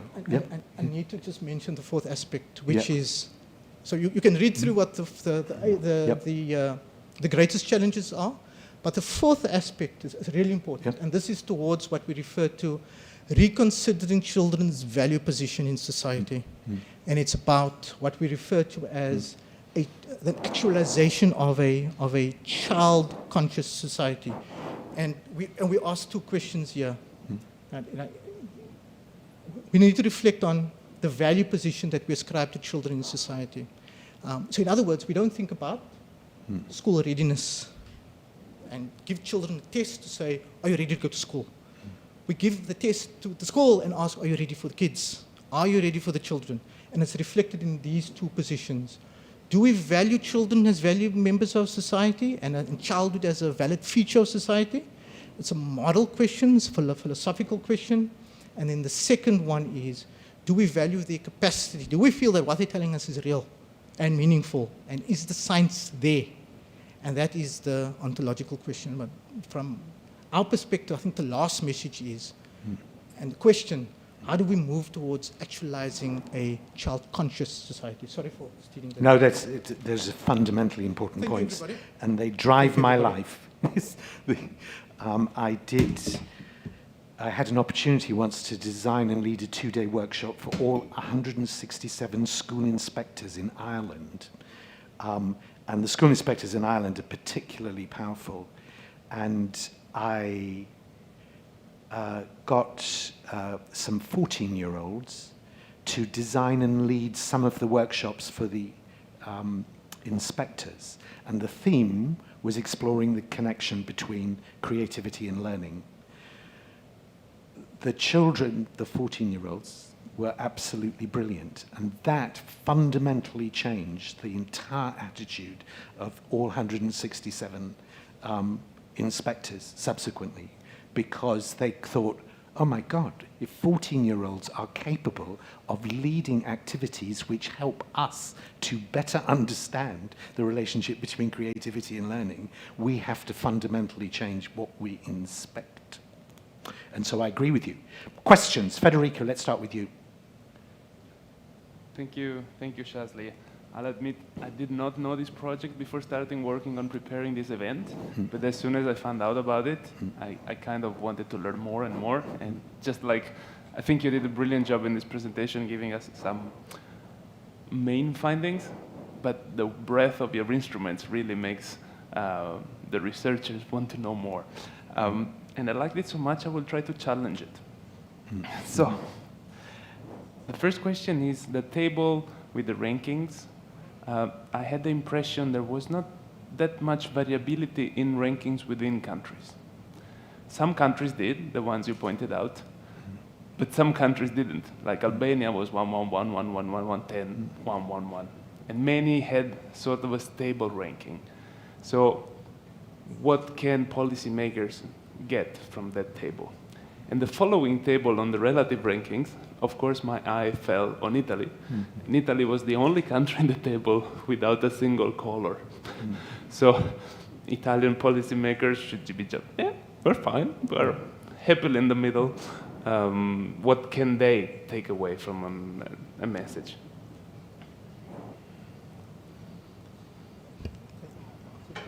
Yeah, Thanks, please. Federico. So you did notice that I said, don't look at the mean rankings. And I did also explain that the very first question that's going to be asked is, what do the mean rankings mean? So thank you for asking that, Federico. So the idea is that is as a descriptive table. Yeah, so it needs to be looked at both with the relative scores, with the equality scores, as well as with the other aspects, sort of the broader items on the instrument. So, for example, with Albania, that they scored high on all the instruments, Albania is really an outlier that we can't really make sense of without in-depth qualitative work. They're scoring high, and we need to look at the objective indicators to make sure that the score is reasonably accurate. So if you look at in South Africa, for example, the message to the policymakers before I come to Italy will be that you're scoring poorly as it relates to family when we look at the mean table. But the mean table is suspicious.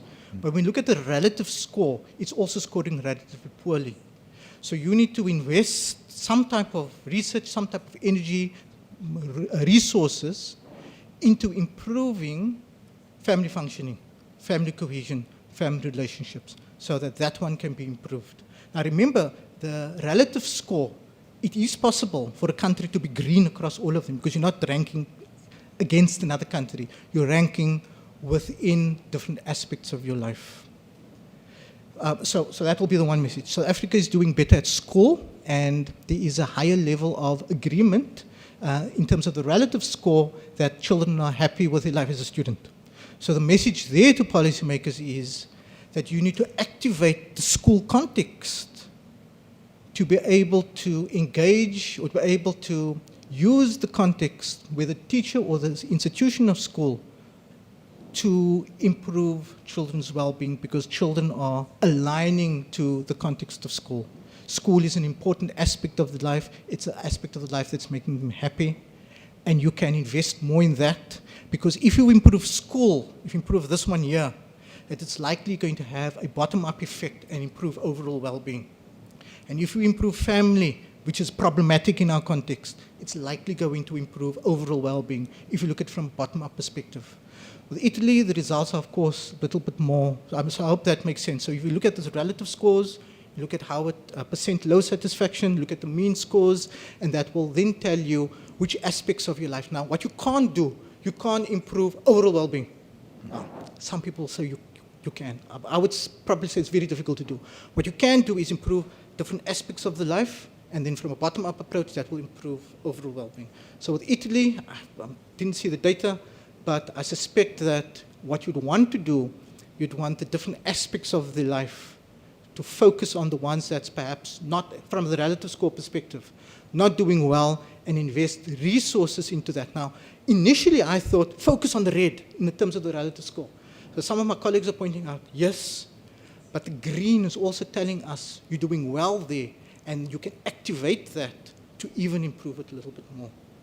So if you don't have any green or red, that's saying that you are neutral across all aspects, and that it would be then a good idea to be able to invest more, perhaps through qualitative work, to understand relationships further, to invest more energy into the different aspects of the life. Because overall, what you want to do, you want to improve these different aspects, and that will increase overall well-being. If we just manage in some way to address bullying in schools, just that will increase children's well-being. And I will venture to say, and I'm probably going to get into trouble with this, probably across every single context throughout the world, if we can and in many programs, lots of research, if we can improve or reduce incidents of bullying, all the different formats of bullying, that alone will increase children's subjective well-being. Thank you very much indeed for that. I want to take a couple of questions from our Zoom audience here. It's a quick one. Some pupils, indeed many pupils, don't live with their parents. Is there a danger that they're getting excluded by the shape of the questions, if you like? Okay, so some of there are filter questions at the beginning of the instrument that looks at living arrangements and family structure. So those questions then ask the children to identify who lives with them and who they're living with. And in that way, we were able to determine, and so in other words, these children are not excluded.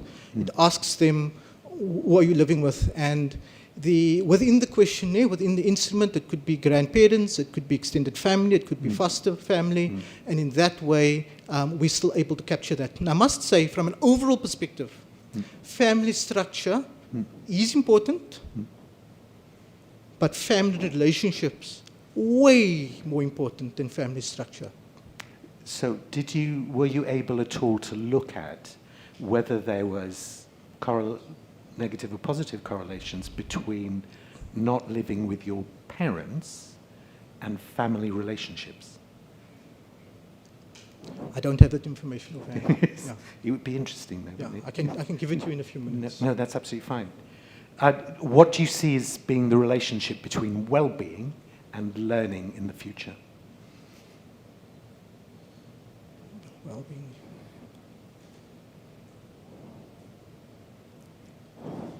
Okay, so that's a practical question with philosophical leanings. So, I mean, again, one needs to look at the context within your own country. You need to look at what the position is of children in the country. Do you value children's voices? Are children seen as future citizens, or are they made sense of as current members of society? And school institutions, in my opinion, need to be developed, and curriculum and so on needs to be, and we have enough evidence of this over the past 2 days, need to be valued in a way that activates not only children's learning potential, that activates children's aspirations for the future, but at the same time places a different type of emphasis on where children see themselves in the future. So I think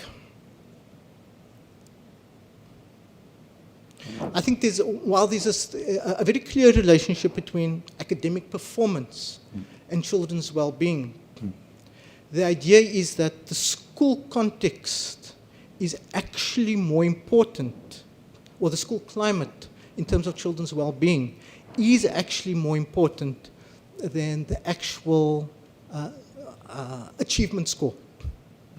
And even though there is the relationship, if you improve children's experience of school, if you improve the school climate, if we improve the experiences of life as a student, the relationships with teachers, the type of school infrastructure, that will both have a knock-on effect, I mean, I'm saying the obvious, in terms of how students are functioning from an academic perspective, but also ultimately have a knock-on effect in terms of the overall well-being.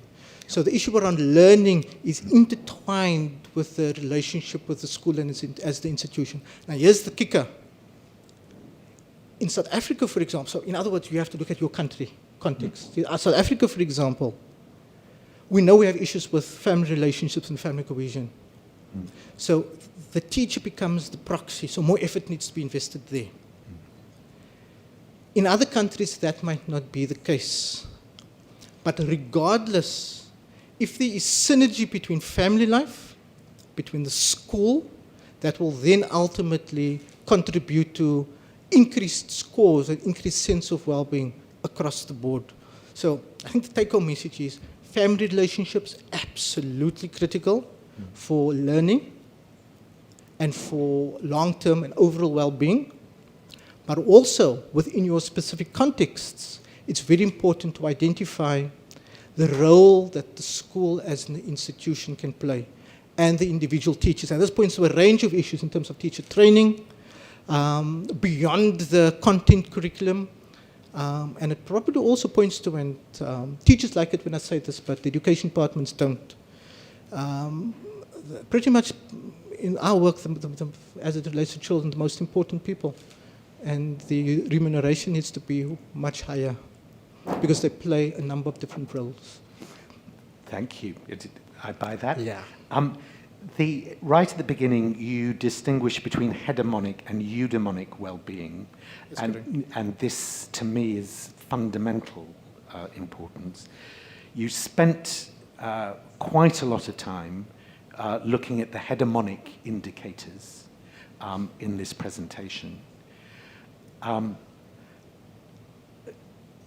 My view is the eudaimonic is the area that schools can have the greatest influence and has the greatest long-term impact.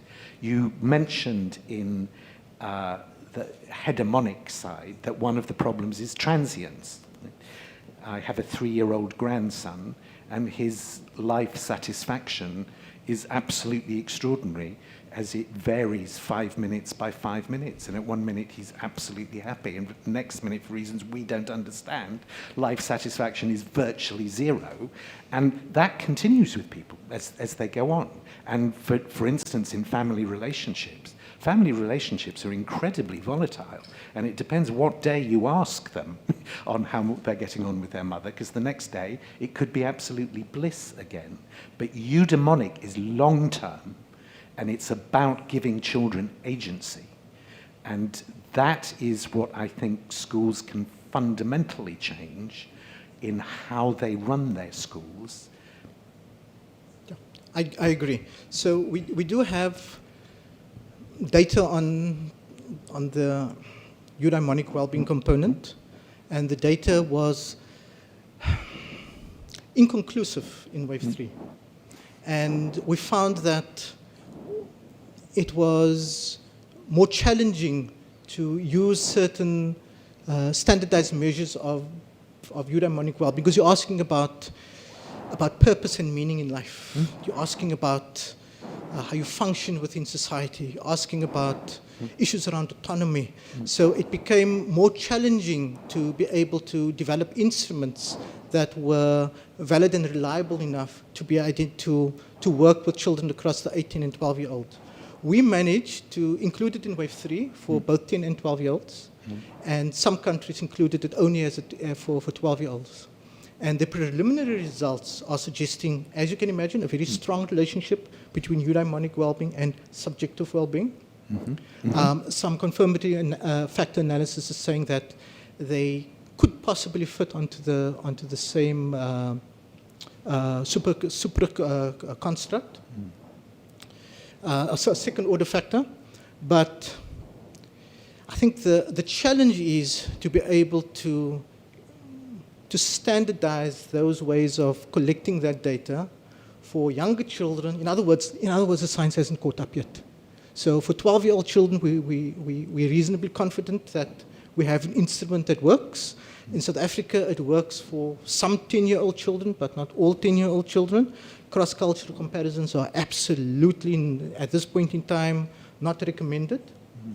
But certainly, the two needs to speak to one another. So we do have quite a bit of data, but the focus of this presentation was on an aspect of subjective well-being. But I think for policymakers, I think it's key. I mean, you've highlighted bullying as being a fundamental issue, and there is a lot that schools can do to create a non-bullying atmosphere, if I put it that way. But also, there is a lot that individuals can do to avoid being bullied, and most of that comes through developing agency, which to me is the core of eudaimonic well-being. And therefore, if you are able to work on both simultaneously, which is to give children more agency, whilst at the time developing the culture of the school as a whole as anti-bullying, that's when you're going to be successful. Yeah, so it is a multifactorial approach that one should take. And I see from one of the questions also a multi-sectorial approach. Yes, absolutely. So the idea is then, this points to the issue around how you disseminate your work, who you convince. So you'll notice the first 20 minutes of the presentation was trying to convince you that the concept of subjective well-being is real, what children are saying is valid. So it's about the marketing of and the selling of the science. Yeah. And through the multi-sectorial approach then, activating the notion of how does one put this? Well, it's towards the child-conscious society and the idea of a world fit for children. But the idea is that with this multi-sectorial approach, if you can activate the sense of, let's say, science engagement and research impact, which is becoming more, which I didn't mention, it was part of the last slide, which is more important.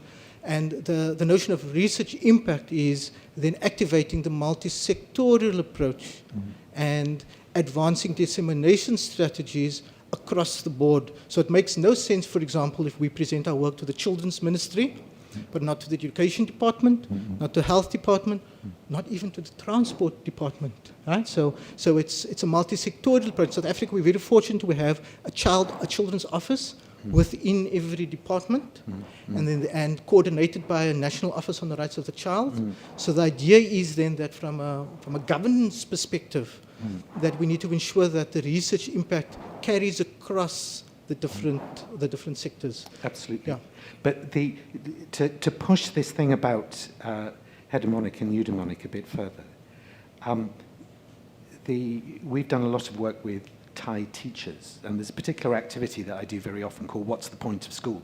And I won't explain the whole activity, but it goes on for a long time, but you end up with three top priorities from lots of different groups that you're working with. And in Thailand, it was very clear that I was getting a different cultural response than I got from other countries, because hegemonic well-being was at the top.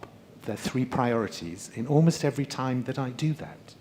And the sort of sub-definitions of hegemonic, which is, low stress, feeling happy, feeling satisfied, and so on and so forth, are what they go for.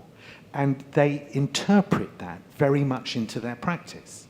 Now, I'll make a dangerous generalization. I visit quite a lot of Thai schools.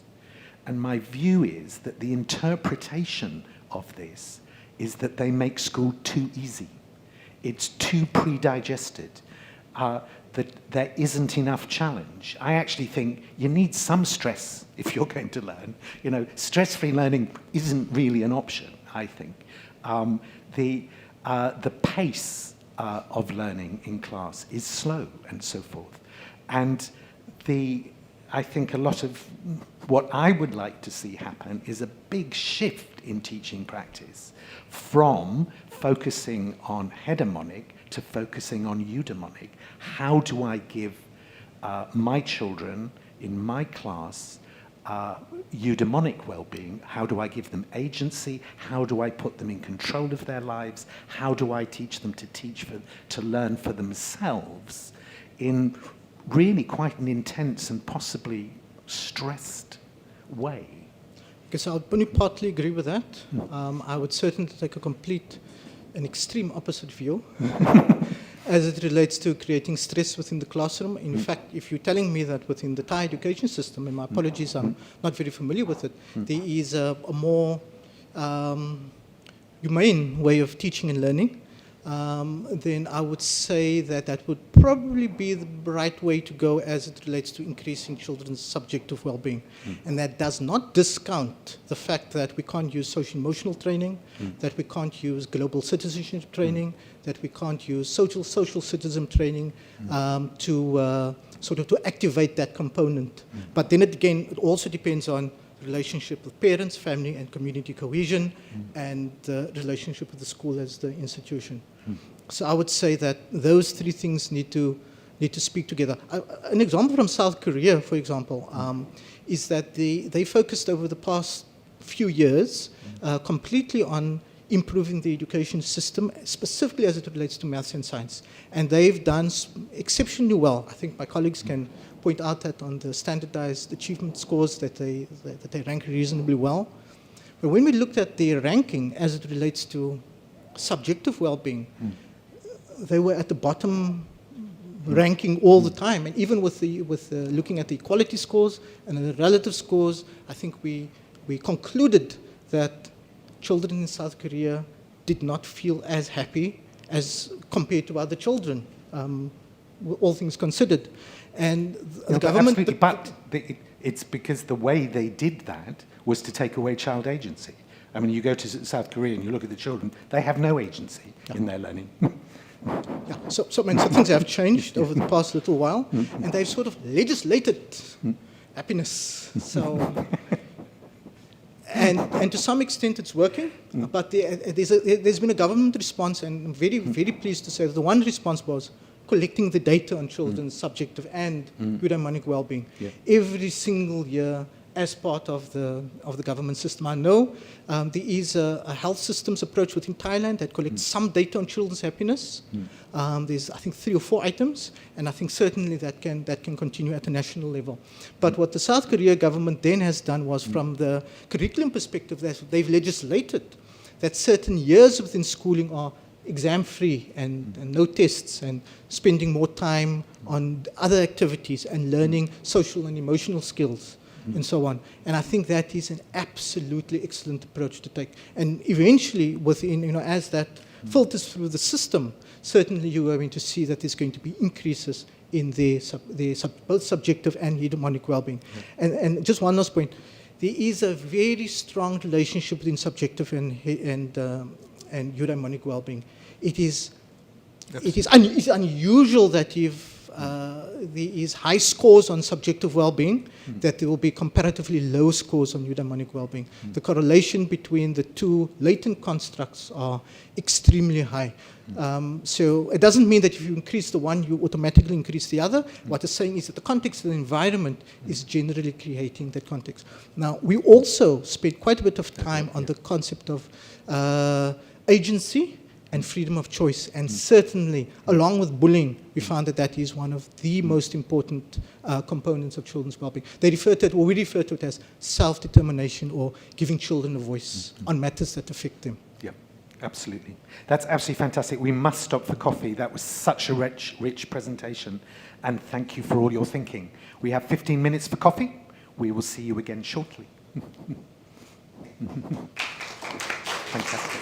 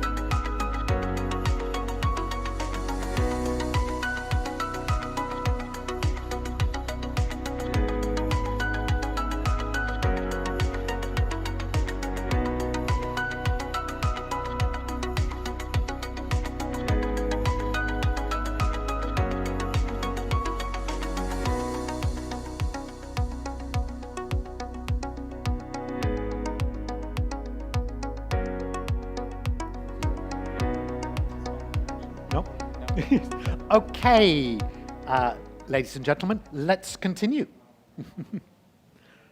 Great. Thanks for everybody for coming. So I want to just first acknowledge and thank everybody for welcoming me as a guest to Thailand. It's been really a treasure, so I'm very glad to be here. So my general philosophy when it comes to education is that of situative theory. So what that means is I believe that all education exists in social relationship with one another and in relationship to the land and place that we're at. So in that spirit, I want to take a couple moments to first situate both myself and situate where we're at and where we've been today at the conference. So first, my name is Dr. Nathan Robertson. I did my PhD in measurement, evaluation, and research methodology. So that's to say I'm a trained statistician, and I love measurement scales and assessments, and it's something that I've been doing for quite a long time. In addition to that, though, I also believe very strongly in policy for social change. So I worked as a policy analyst before at the OECD and with the British Columbia government and Canada, as well as the American governments, working both in Colorado and at the federal level. So in addition to my academic training and my policy training, though, I believe wholeheartedly in practice and in impact and meaningful change. And so it's that intersection of policy, practice, and research that I'm coming to speak to you at from today. And so beyond education, we are in this space of practice, and that's what we're trying to do, is actually lead to change and pedagogical change and support within the classrooms and within the school systems. So that's what I'm going to be speaking to you about. I'm the Chief Research Officer at Beyond Education. So then, to take a moment to situate where we've been. So we were really welcomed and grateful to have the opportunity to have an overview of the Thai education system on the first day. So we got to hear about the shift in the movement of values towards competency-based education. And then we got to hear from many of our other colleagues from the research perspectives. So from Ricardo and dealing with the research around executive functioning, around creativity with Todd. We got to hear from international organizations around the policy change and country comparisons in terms of working on social emotional learning. So here I'm going to make a very hard pivot and move to a very different perspective on this conversation. So I used to be a classroom teacher, and so I am inviting you all into my classroom today.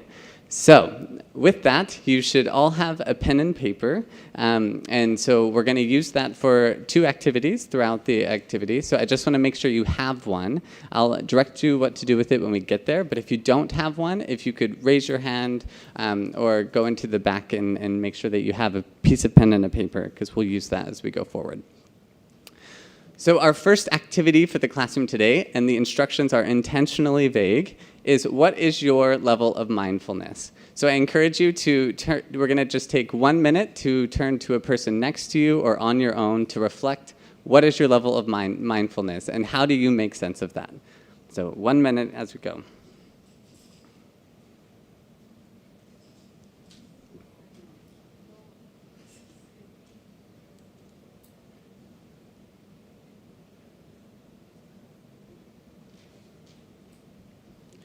Probably do a little bit less than 1 minute.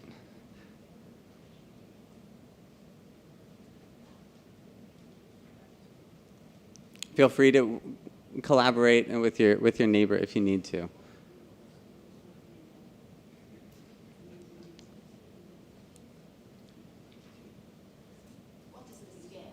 Exactly. So thank you, Esther, for being the first bold voice to speak up. So I'm going to jump right there now. So that's precisely the point, is I give you very little scaffolding in terms of making sense of what was mindfulness. Now here, this is the Beyond Education definition of mindfulness that I'll read out here. So mindfulness is a character attribute. So it's to be able to be present in the moment and aware of one's own state as well as the state of the world. A mindful person is capable of having multiple perspectives, being aware of and expressing emotions appropriately, and understanding the world and its complexity. Novelty is welcomed with calm, happiness, and with openness. So with that, take another couple seconds to reflect on a 5-point scale here. What is your level of mindfulness?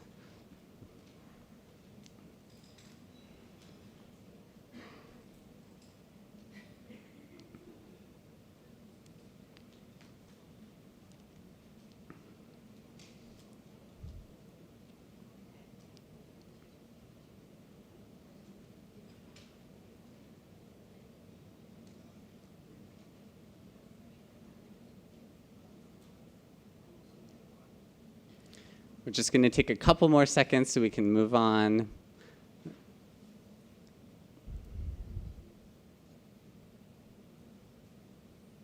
Okay, I have to pause you all there. So I hope what that exercise showed you is that we need clear definitions about what these constructs mean. So that's precisely what Claire was speaking to us a little bit about yesterday.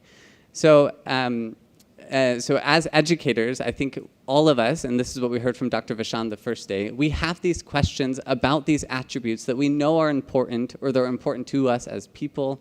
And then the question is, how do we actually use them? How do we implement them? And how do we actually have an operational definition of these constructs so that we can move forward? So that's what we're doing here at B. So at B, we have both programs as well as an assessment that we're working to weave together these types of definitions and constructs inside of a classroom so that we can actually make sense of them and use them in our education system. So the competency calculator, this is a tool that I'll speak a little bit more about the 4C framework. So, but we use the language of the competency calculator because we're bringing together 12 different competencies that we're putting together as this calculator, and in which we're calculating more or less people's attributes on these different elements. So our mission at B is to really empower students to develop their full potential. So how we do that, as I briefly mentioned before, is we do that through programmatic elements. So we have a team of curriculum designers who work and students work in international teams in terms of collaborating on developing these constructs. And then we also use this assessment as well as a diagnostic within the programs and as a partnership with independent schools or large networks of schools in terms of making sense of the competencies. So, normally, I would give this presentation for an audience who wasn't already familiar with the answer to this question. So I won't spend too much time since we've just had many lovely conversations about why 21st century competencies are important. To the question earlier that we had about, is this just more language? We use the language of 21st century competencies rather than soft skills, or that sometimes people use, because we actually believe these are essential and these are future-oriented competencies that we need. But we're not inventing our own new framework definition. So I'll get to that in just a moment. But we know that 21st century competencies are important. We know they're important for academic success in terms of the learning outcomes that students have within the school.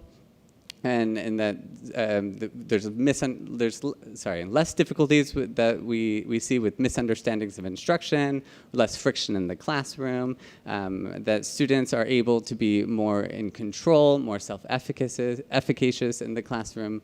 And so for all of these reasons, we know that we need to really advance towards 21st century competencies.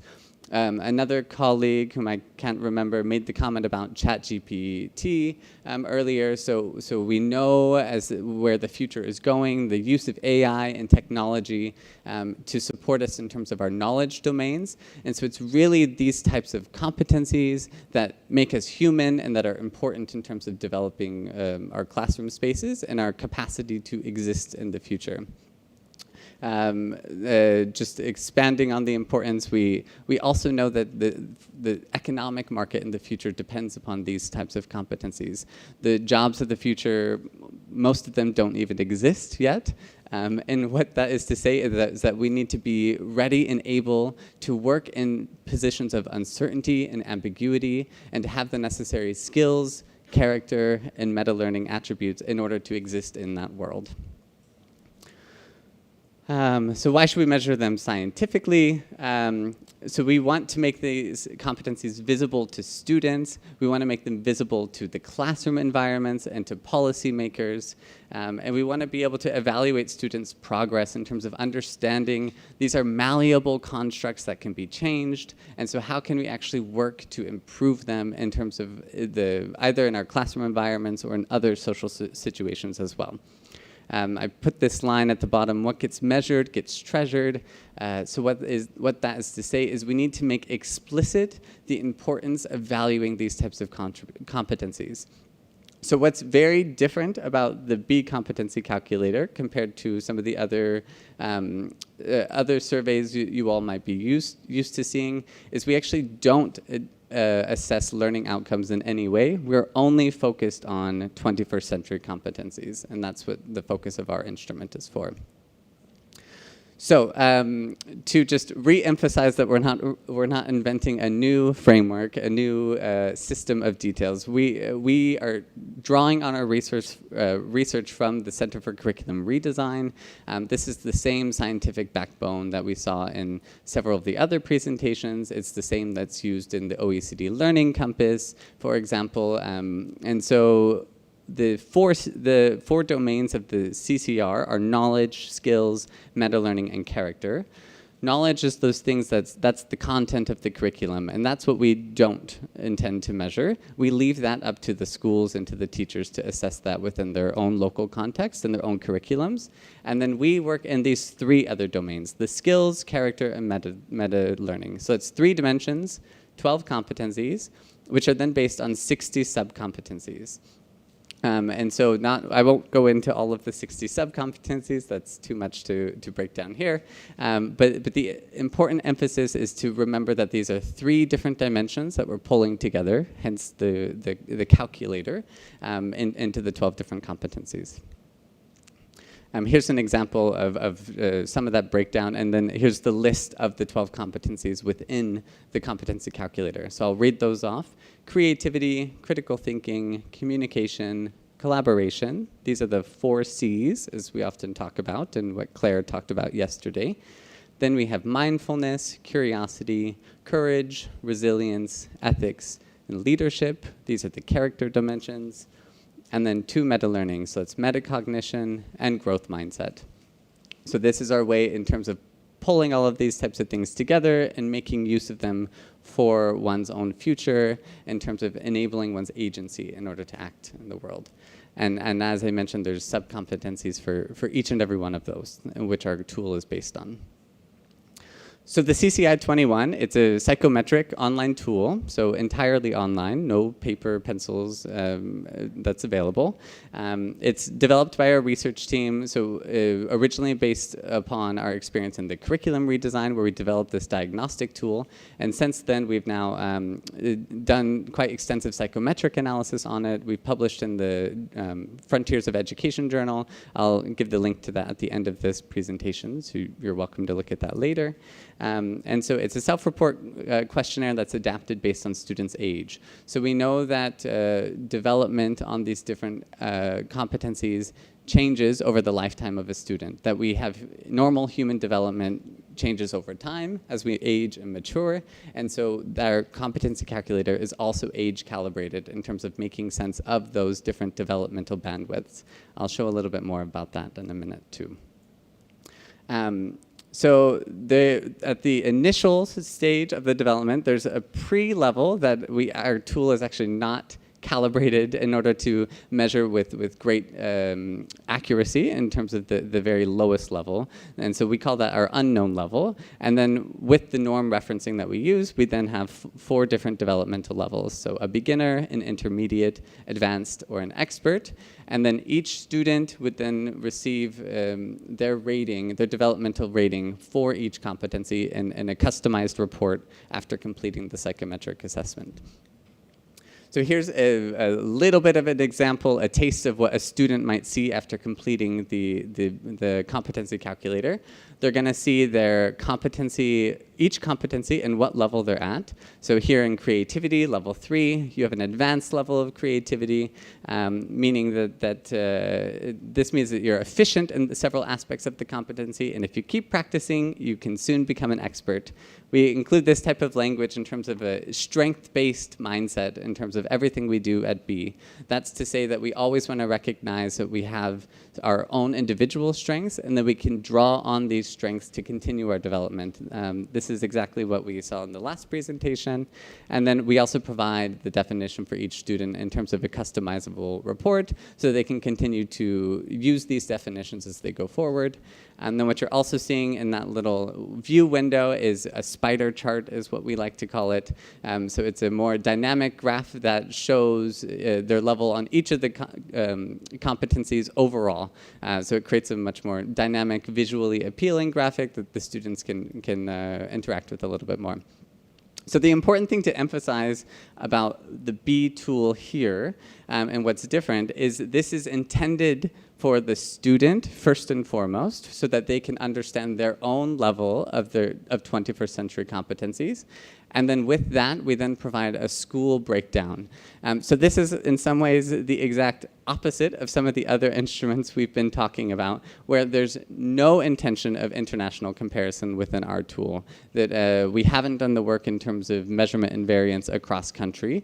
What this is intended for is really to be used by the individual to understand their individual level competencies, and within the classroom for teachers to be able to make sense of what is the distribution of students within their classroom on the 21st century competencies, so that they might be able to think about pedagogical interventions or different ways of organizing the students in their classroom so that they can make change on these 21st century competencies. So it's a very different approach to some of the tools, and I just want to make sure that that's clear, both the benefits and then the limitations compared to some of the other tools that we've seen. So here we're gonna listen to a student testimonial. We're gonna listen. There we go. When I was asked to fill this assessment, I felt like finally someone was interested in my 21st century competencies and in the competencies I was able to develop outside of school and being able to use in my day-to-day life, which I found really interesting. Then once I found out about my level in those competencies before taking a BE class, I felt confident about these because I was like, okay, I have a good basis, and this made me eager to learn more about these competencies and to learn new skills to get better in these. And finally, after my BE program and when I was able to take the assessment again and learn about what I developed as competencies, I was so proud of myself because I was like, okay, so I have developed new competencies, I have added skills. During these questionnaires, I was completely honest answering the questions provided. I took them as a tool that can help me to find more about me rather than viewing them as an exam. Also, I was kind of curious, are the results going to match with what I thought of myself or not? When I read my report, I was impressed with the amount of information offered. Every level of each competency was well explained, and in addition, BE provided 2 diagrams that revealed progress in some areas. The report gave me a good feeling but reassured me regarding my strengths, such as creativity, curiosity, and courage, and revealed aspects that I have to work on more. To add to that, the program told me what competencies I've improved on the most. I got a better understanding of my abilities, and later I started to pay more attention to what competencies I should work on in the near future, as I know this is the key to become successful. And so thanks. It's fun to hear from the students. Even you could see Mathieu there had it pre-written in English. English is not his native language, as you could guess. So here, bear with me a moment. I'm going to interrupt this classroom environment like I did with all my students for just a quick movement break. So if I can get everybody to stand to your feet, and we'll just do, to the extent that you're able, and this includes those online, to stand up for a moment from your desk. We're standing a lot today, and we're just going to do a very quick stretch. So we'll breathe in, arms over our head, and out, arms by our side. We're going to clasp our hands behind our back, and we're going to pull our shoulders back for a little stretch. And then we'll tilt our head to the left, rolling it forward, to the right, back to the center. Release our hands from behind our back, breathing in, arms over the head, and out. Thanks for that. You can all take your seat or remain standing as you feel important, but it's important to keep the blood flowing in our body as we're talking about well-being and future competencies, right? So what's inside of this report for this is I talked a little bit about the student report, but then we also have the school report. So inside of the school, we provide different results, and we're a bit of an agile company in the sense that we're working with the needs of the clients in terms of what goes inside of the report, in terms of the comparisons that they need to be made. So we provide an overall school description in the general score. We provide breakdowns of the most and least developed competencies among the students within the, as a breakdown of gender, by grade, and perhaps by classroom, depending on the sample sizes. We provide statistical comparisons of gender, so is there statistically significant differences by gender groups? We look at 3 gender groups, male, female, and non-binary students. Then we also look at grade competencies. So that's grade 6, 7, 8, 9, 10, whatever it might be. And then we also look at network comparisons. So your school compared to the other schools in your region. As I mentioned, we haven't done the international comparisons. So at the moment, we restrict our analysis to comparison of like schools in the sense of similar countries is what we try to do. So that's as a digest report, but then we will also provide more elaborated results for those who are interested in the more technical breakdown of some of these things. So we really strive, as I mentioned, in terms of the practice, we strive to keep things simple, intelligible, digestible within the digest report so that teachers and classrooms and principals can make sense of it. But for then those who are used to working with data, we would also provide a more elaborated breakdown of the results so that the analysis could go a little bit further. So here we're going to hear a school testimonial. So the students decided to question how those competencies could be assessed and if they were already developing them and how far was that enough. And after those that first moment of research and sharing information, we went to the assessment itself. But this assessment was divided in 3 parts.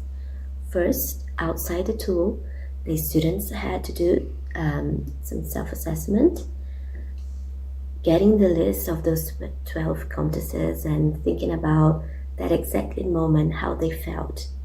Knowing the competencies, having discussing about it, and in an exercise of self-perception, how did they feel and how developed those competencies were. So outside the tool that happened. At the same time, educators responsible for the students were doing that assessment, assessing them. So based on the last experiences, how did they see each of the students? How did they see how they were developing those competencies? And the last part, and it was very nice because they were very excited. We closed the project using the BE assessment tool. Once they found out that there was a tool designed by researchers and with a research-based project that were able to assess those competencies, and it was very satisfying to validate our work because most of the competencies and the results that we get from the BE tools were connected to the perception the students had about that learning and also with the vision of the tutors, of the educators. So the Lumiar network is a group based out of Brazil, but there's a couple of things that I want to highlight that Fabia mentioned in her testimonial there. So we work with the schools in terms of training them in terms of making sense that the tool is able to be run within the school, but also connecting it very explicitly to the content within their school. The other thing I want to highlight there that you heard from Fabia is many of us who are working in the classrooms, we're already doing this work. We're already thinking about these 21st century competencies, and it's something that we manage through executive function development, through creativity exercises, through behavioral management approaches that we might use in the classroom. These are all things that many instructors are already doing, and the B assessment tool allowed them to actually provide a framework to make sense of the instructional strategies that they were already using in the classroom. And it also provided them a litmus test to be able to understand and to confirm some of the activities that they were already doing in their classroom, and to then also make possible recommendations about where they can improve with their classroom environments in those senses. So here is going to be a group discussion. So here's an example of one type of page we would have in the digest report. So what you're seeing here is a list of the grades in the school. Then you're seeing the improvable competencies by grade, and then you're on the that middle column, and then on the right column, the asset competencies. So these are those that they're strongest in, also by grade, and the three highest and the three lowest by each of those grades. So we're going to do a snowball activity. I know we're in Thailand, so snow is perhaps not the most culturally relevant to you all, but this is something I do in my classrooms in North America. So this is where we're going to pull out our pens and papers. So I'm going to ask you, we're going to do this activity twice. So to tear your paper in half, so you have 2 snowballs. And so what you're going to do for this first snowball is to either independently or with a neighbor, brainstorm with me about what you could do with this type of information. So either as a teacher, as a school administrator, as a policymaker, knowing what the improvable competencies and asset competencies are in a classroom, what could you perhaps do with that information in terms of to make change and to support our future development? So we'll take 5 minutes there. And so what I'm going to have you do is brainstorm by yourself or with a neighbor what you would do. And then I'm going to have you bundle it up into a snowball. And then you're going to throw it at me in a snowball fight. Are the instructions clear? Great. Okay. So take a couple of minutes to brainstorm by yourself or a neighbor what you would do, and write that inside of your snowball.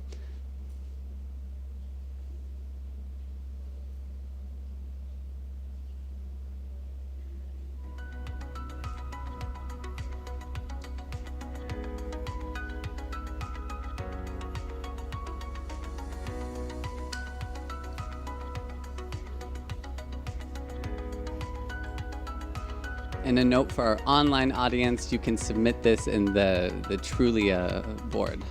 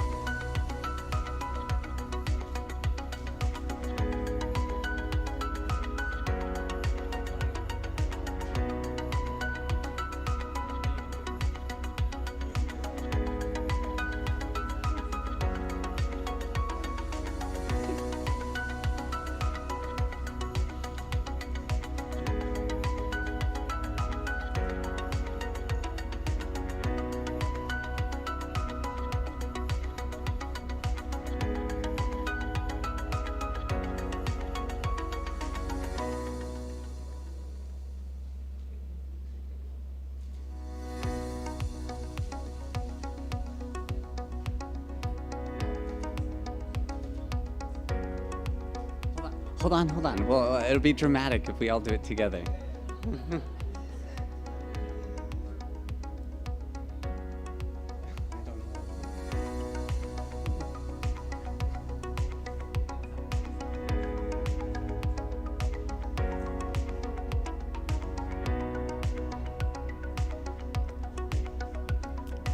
I should say for those who are more competent in Thai, I have somebody available to help with translating too.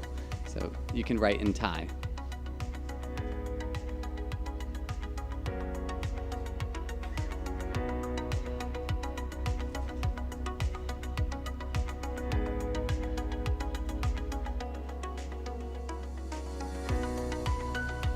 So we just have one more minute for thinking and collaborating.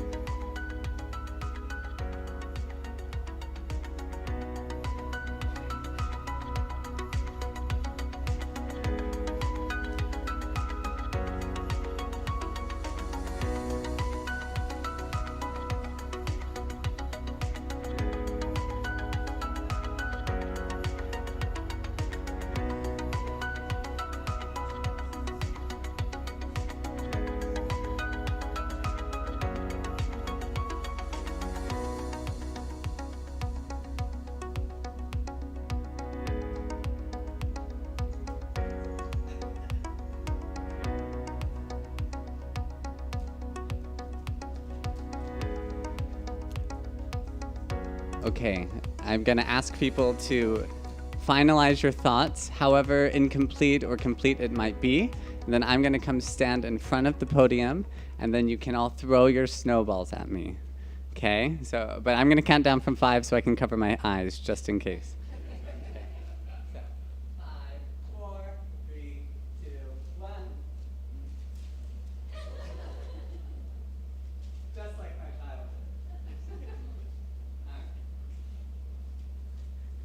So thanks for humoring me. This is a great activity to do when you want students who are shy to participate, to get them to do some writing and to contribute, right? So it's something I often do. So I'm going to just unpack some of the snowballs that we have here. We can get the measures in terms of understanding students' strengths, so that they can draw on those in terms of their creativity, for example. So they know what to prioritize. We see how to collaborate. So we're looking for, this is problem solving, so how to address pressing social issues and what are the competencies students can draw on in terms of working on those. To looking at patterns, exactly. So this is a part of what we're looking at, patterns across the grades. So what is it that students are seeing across the schools? So then you know how to make school-wide interventions in terms of what are the competencies being developed in the school.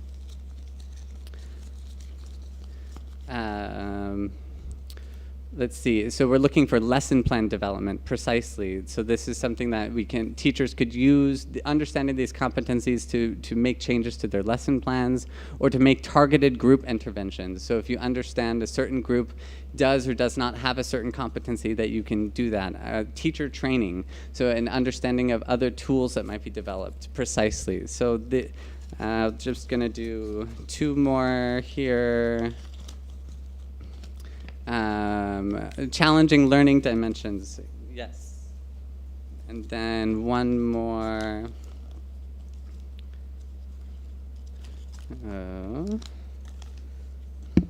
Let's see, so understanding larger issues with critical thinking, and then how to support the leadership development in the school. Precisely. So what I hope you're seeing from this activity. Yes, please. In the framework, you've got 2 columns. One is improvable competencies, and the other is asset competencies. Is the implication that asset competencies are not improvable? That's a good question. No, it's not. So all of them can be improved. What we are mainly trying to highlight through our labels of those is what are our strengths or our assets, those that we already have somewhat mastery over in some sense. And then improvables is really, it's that emphasis on that strength-based approach. So we don't want to necessarily say students are weak. We don't want them to dwell on what's their lower or poorer performing, but rather understanding that all competencies can be improved, but perhaps which are the ones that you might want to focus on. And then what's important about strength-based approaches is that you use your assets in order to support your growth in the improvable competencies, right? So many of these competencies, as I'm sure is already clear to you, are closely related in terms of the conceptual relationship between them, right? So we saw this in some of the research presentations we've had this week, that in terms of the factorial dimensions, we saw that often that conceptually they have relationships. So that means you can use them to support the others, right?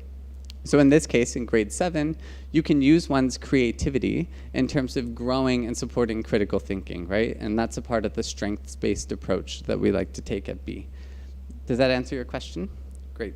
Any other questions before I move on from this?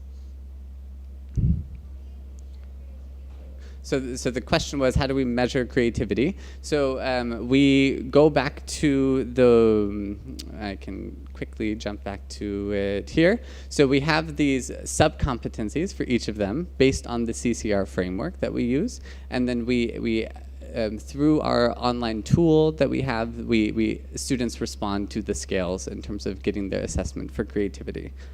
And then I'll speak a little bit more about the research element in just a moment. Any other questions here?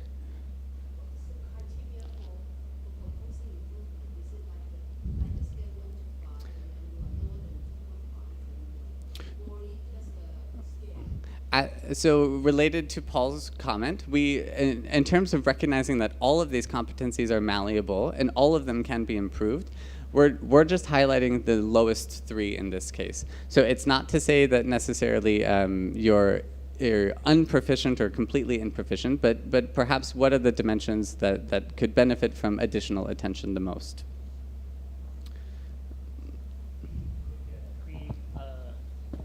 During the teaching, we improved the critical thinking, but after the end, from what I understanding, so in the end, we measure that creativity is just like, it's not like so what we try to develop, we didn't accept it in the end. Is that like some kind of like, it's not like a balancing? So can you rephrase the question?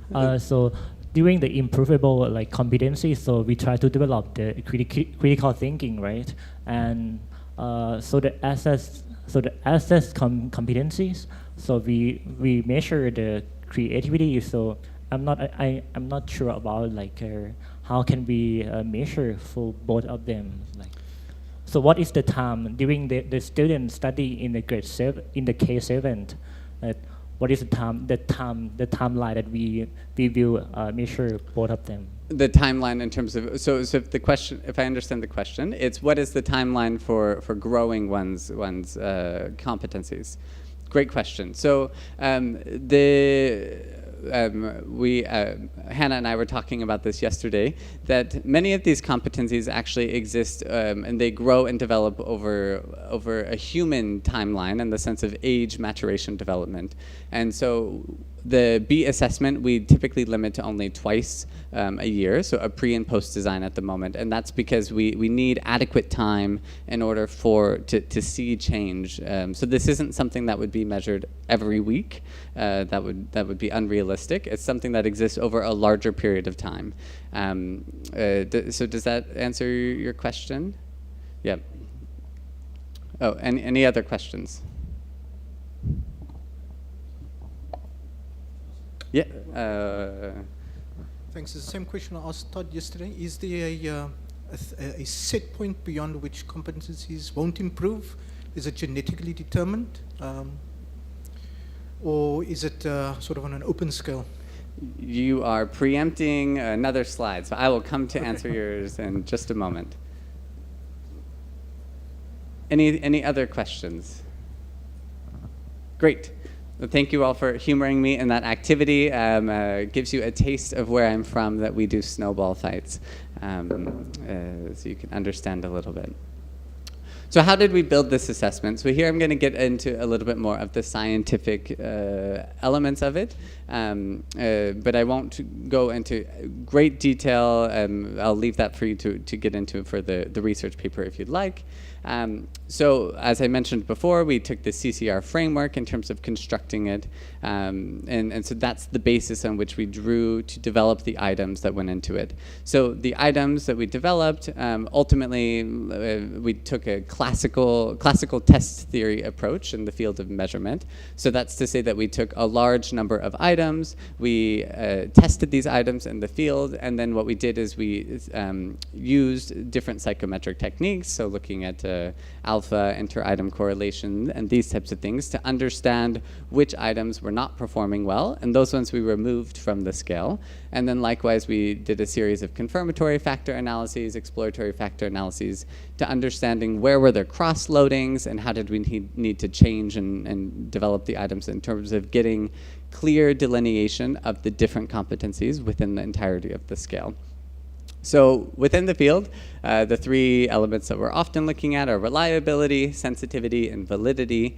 And so I'm listing here the final of our published tool, I would say.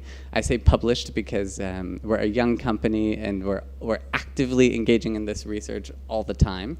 And so I'm constantly working on developing these measures, but this is what this is the published ratings there. So that's what you're seeing is, so in the three different dimensions, we have adequate alpha Cronbach's alpha coefficients there that you can see. We also did sensitivity analysis, so sensitivity both in terms of, and we did that actually by grade, or sorry, age, I should say, age calibration. So looking at the sensitivity of the measurements. So that's what the sensitivity means is what is the dispersion of the individual students when responding to the scale. So do people also respond at the top and the bottom of the scale for those who are not used to understanding that language? We also looked at the validity, and so that's to say that we compared our tool to other tools that are measuring seemingly relevant or related ideas. So the VIA 96 was one that we had compared our tool to look for convergent validity evidence in terms of understanding that.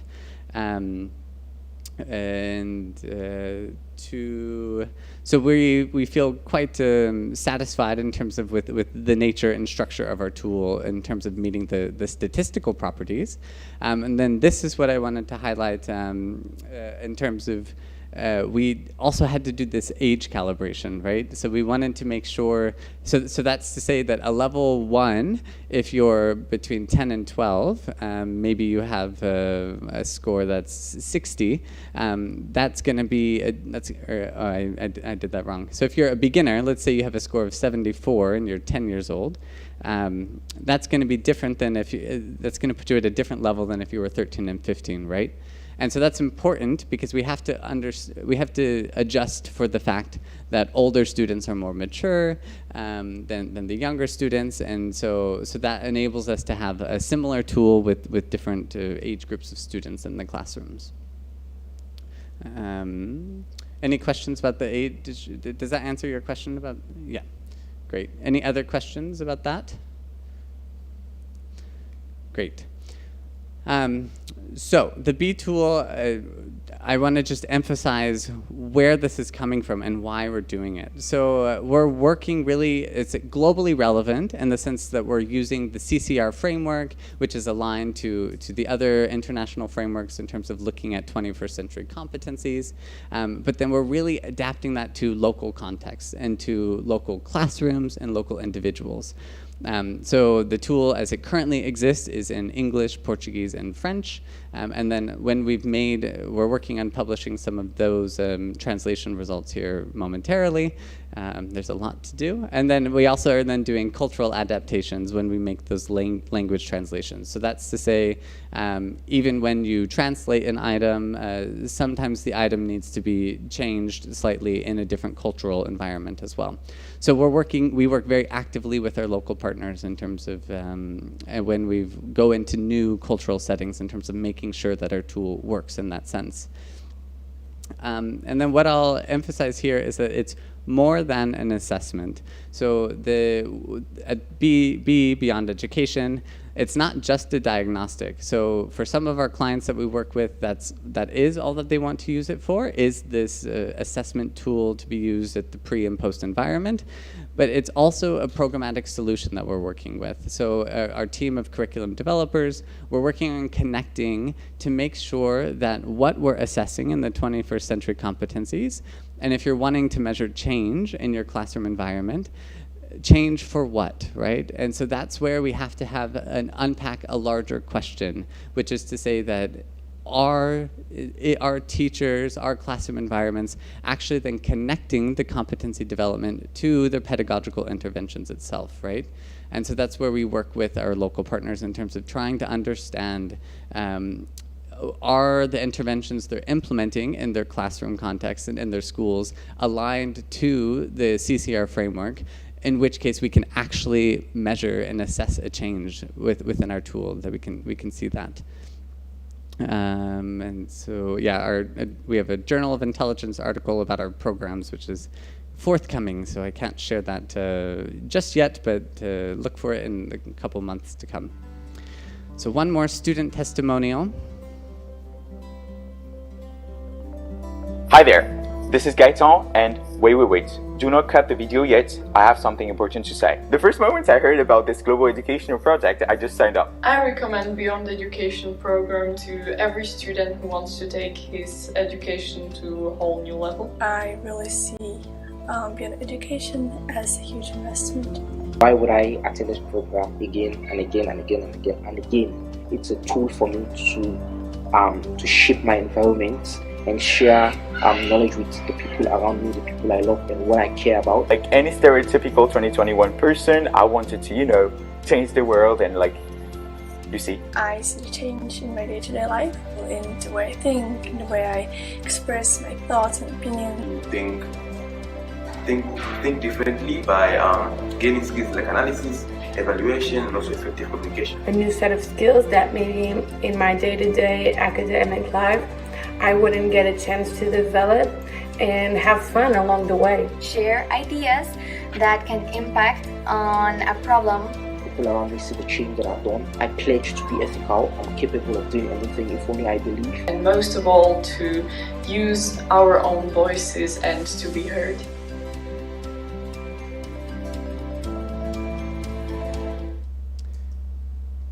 Thanks for your attention for that. So just to remind you of where we came, we're connecting the student voices back to our mission, right? That our goal is really student-focused and classroom-focused. So that's what I hope that you saw in those student testimonials, is that our goal is to make sure that our tools are being used and appreciated to make an impact at the student level, to ultimately then do a bottom-up transformation. So from the student to the school, and hopefully working for some policy change to come from that as well. So I'm going to, I will give you my contact information in a moment, and we'll open up for questions. The last snowball activity is 4 questions. So I know questions can be intimidating to speak in a public environment, particularly when English perhaps is not your native language. So this is an opportunity for people to write down your questions, to dwell on those, and then one more snowball activity to throw those questions up at me.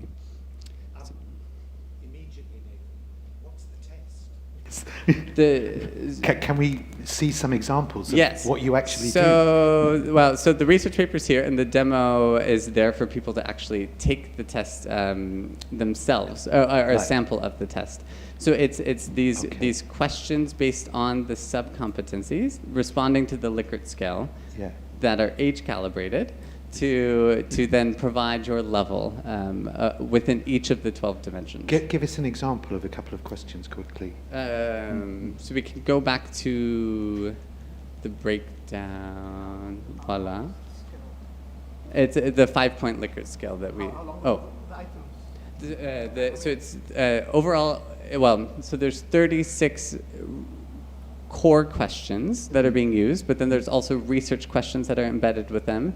And we also have, I didn't want to go into it here, but we have a social desirability scale also embedded within the set of questions. So it's more than 36 questions because we're then assessing, well, acquiescence bias and these types of things, and that helps us to refine our analysis.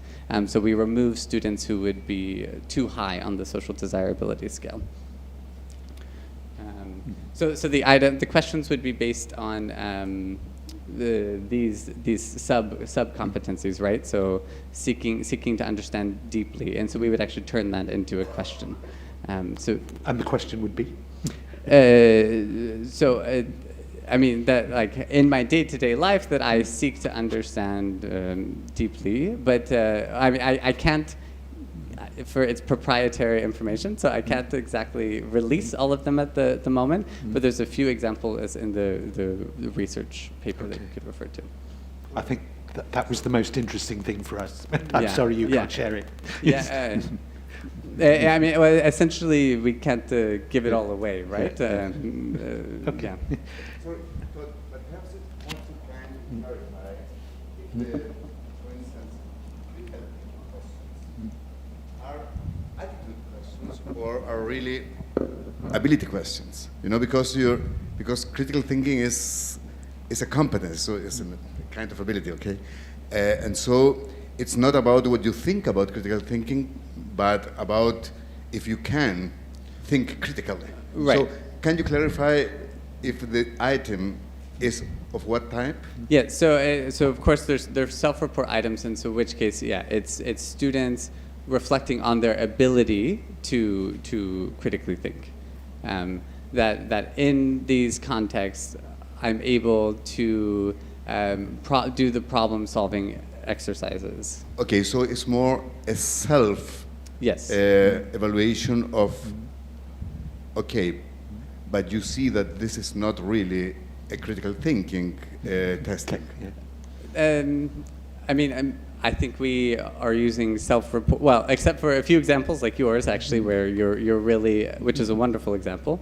I mean, we don't have the capacity at the present moment to implement the behavioral elements. So that's something that we're working on developing in terms of understanding assessing the behaviors of students, and perhaps in game-based environments is something that we're exploring. But at the present moment, yeah, these are self-reflection items. Yeah. That is okay, and I have a second question about that. Your validity criteria seems to be focused on convergent validity, so how they relate to other tests that are similar. Okay, but I missed more substantial data of validity. For instance, do really good critical thinkers have a better outcome than bad critical thinkers in your test? Yes. So where we get that information is through the programmatic elements, and so through our partnerships with the schools so oftentimes we develop the original diagnostic with teachers, and so in that sense we have that I would say observational data from the teachers who could confirm essentially that the students who are responding high to critical thinking were the same in their classrooms, right? So that was the way in which we originally developed the tool in partnership with the instructors. I think you have to add this information because this is very critical information to understand if you are doing self-reports or external validation. Okay. Yeah, I'm happy to add it, and it's in the research paper, but limited time. So just to make sure, I want to make sure for those who are not confident enough to reach for the microphone, if you have other questions, if you would take a moment to throw those forward, we would love to hear those. It's not obligatory, this snowball activity, but we would love to see all questions. Yeah. Any others? Okay, I will take yours and then I'll leave it. Thanks, Nathan. Exceptional presentation. Thank you so much. I was very excited by your results and about the nature of the work that you were doing. And I'm very pleased that it also incorporates younger children from 10 to 12 years old. Normally these types of instruments are usually standardized towards older children. But now we have a problem because you've mentioned it's proprietary knowledge and proprietary, and I understand it's a company that you're working for. So you can't freely share this. Is there no other funding model that you can use so that it can be used and shared more widely and included in different types of large-scale surveys? Is your company working on a free version that we can use? Because this is all fine and well, but if I think about, for example, African contexts where this is going to be absolutely critical, and my apologies for the socialist approach that I'm coming with, but how does one access this in a way that is useful for the larger population? It's a great question. So myself and my colleagues, were working within the same constraints that all of us are working in, right? And so we are coming from both classroom experiences as well as policy experiences, and that we are trying to develop something that actually leads to impact within the classroom. And what we were unsatisfied with is the trickle-down approach in terms of classroom change.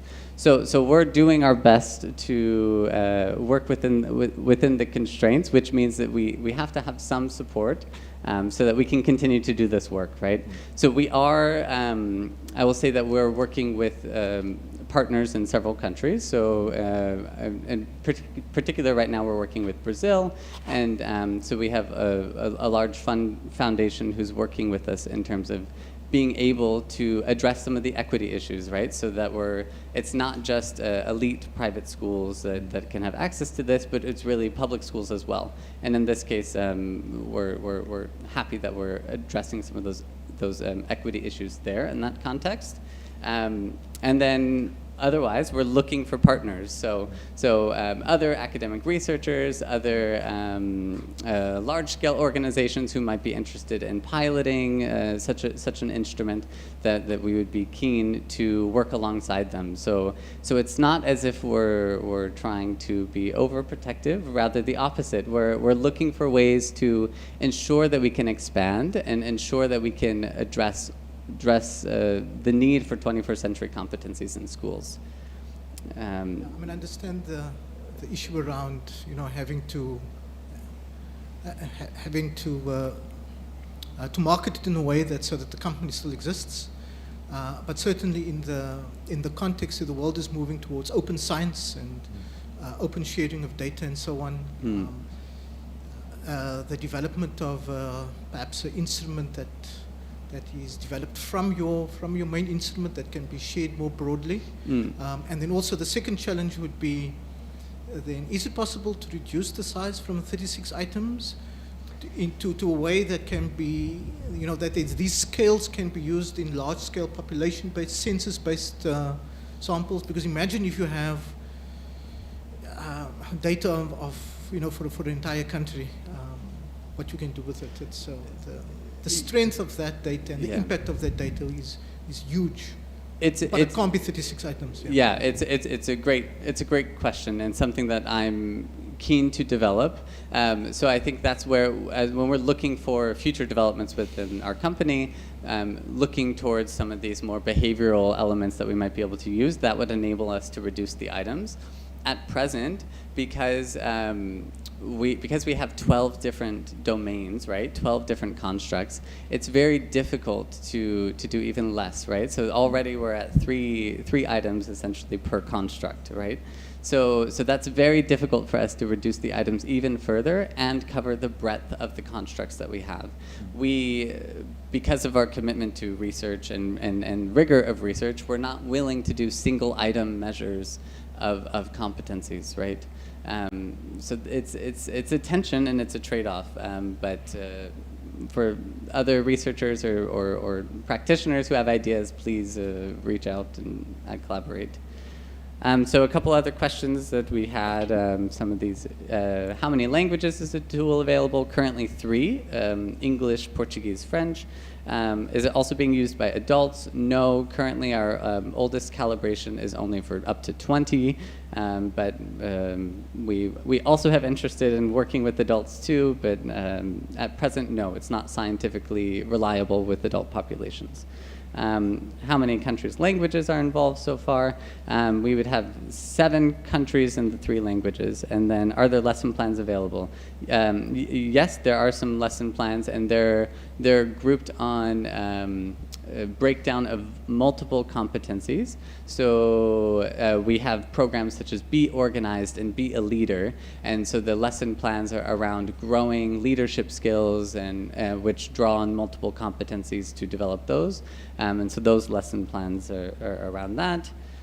Can a person low on metacognition do self-reflection well? Oof. That's an interesting. It's hard to. It's difficult for me to answer in 30 seconds. But I would say. I would say that even, well, in part that's why we have the social desirability scale and acquiescent bias embedded in our tool. So students who are really only answering high or low on the scale, they would be filtered out from the analysis. So that addresses in part some of these self-reflection concerns that this question seems to be addressing. To the larger literature discussion around that, I might turn to some of my colleagues who might answer that. But well, perhaps not super well, but yes, I think all of us have some capacity to reflect on where we're at. And I think that's part of our values at B, is to always give voice to the individual students and to recognize their experience. Is the calculator able to detect differences between schools, classrooms at the same grade level? So this would be dependent on the client, whether we're doing those analyses. Part of that depends upon the sample size. So sometimes schools might want to see those comparisons, but they might only have 10 students in a classroom, and so it's very difficult. So we can't, with great statistical accuracy, make those comparisons. So that depends upon the. Yep. That was my question. Good. I'm just saying, because you said like you validated your instrument, and one thing that would be very, very relevant, I think, would be if this instrument was actually able to see these differences between the same grade level, if we assume that there are some changes that just happens or with age or whatever. Because the value of your instrument is to see like, okay, my class is doing well or not well, so what can I do? So I need to somehow ensure that it's also sensitive to detect like, okay, I'm a teacher who's very capable of fostering creativity, or I'm less able to do so. Or I'm a school where, well, this is happening in a brilliant way, here are some weaknesses, but in my network that also relates actually to the question, like to ensuring the impact. That's my third question there. The question, if you can identify like a school, oh, there it's happening in a very great way, would actually enable us to construct a network where we say like, okay, I can learn from that school, they can learn from me in that area. I know there are some security issues, but I'm just saying, that would be a powerful tool, that would see like, okay, I have those schools in the area, that could be like an excellency school in that area. Let's do some visits, or let's invite them so we can actually learn from each other, you know, given that there are some constraints. Yeah. It's a wonderful aspiration in which we want to develop. Currently, the tool is not intended as an evaluative tool. So that's the important point to drive home, which is a different mindset in terms of the approach in which we're developing. It's meant as an individual and a classroom pedagogical tool. Not as an evaluative tool, right? So it is important to make that distinction. But I do agree, and we are working to develop. For me, it's not about the evaluation. It's more about the can I learn something here? Can I learn something there? It's not about I don't care like brilliant school, less brilliant school. It's really like okay, in this area I can learn something. Yeah, and that's what that's what we're seeing from our partners, right? That the curriculum instructors that they are seeing that they're learning, that the tool is helping them make explicit what are the ways in which instruction of the 21st century competencies is occurring in the school.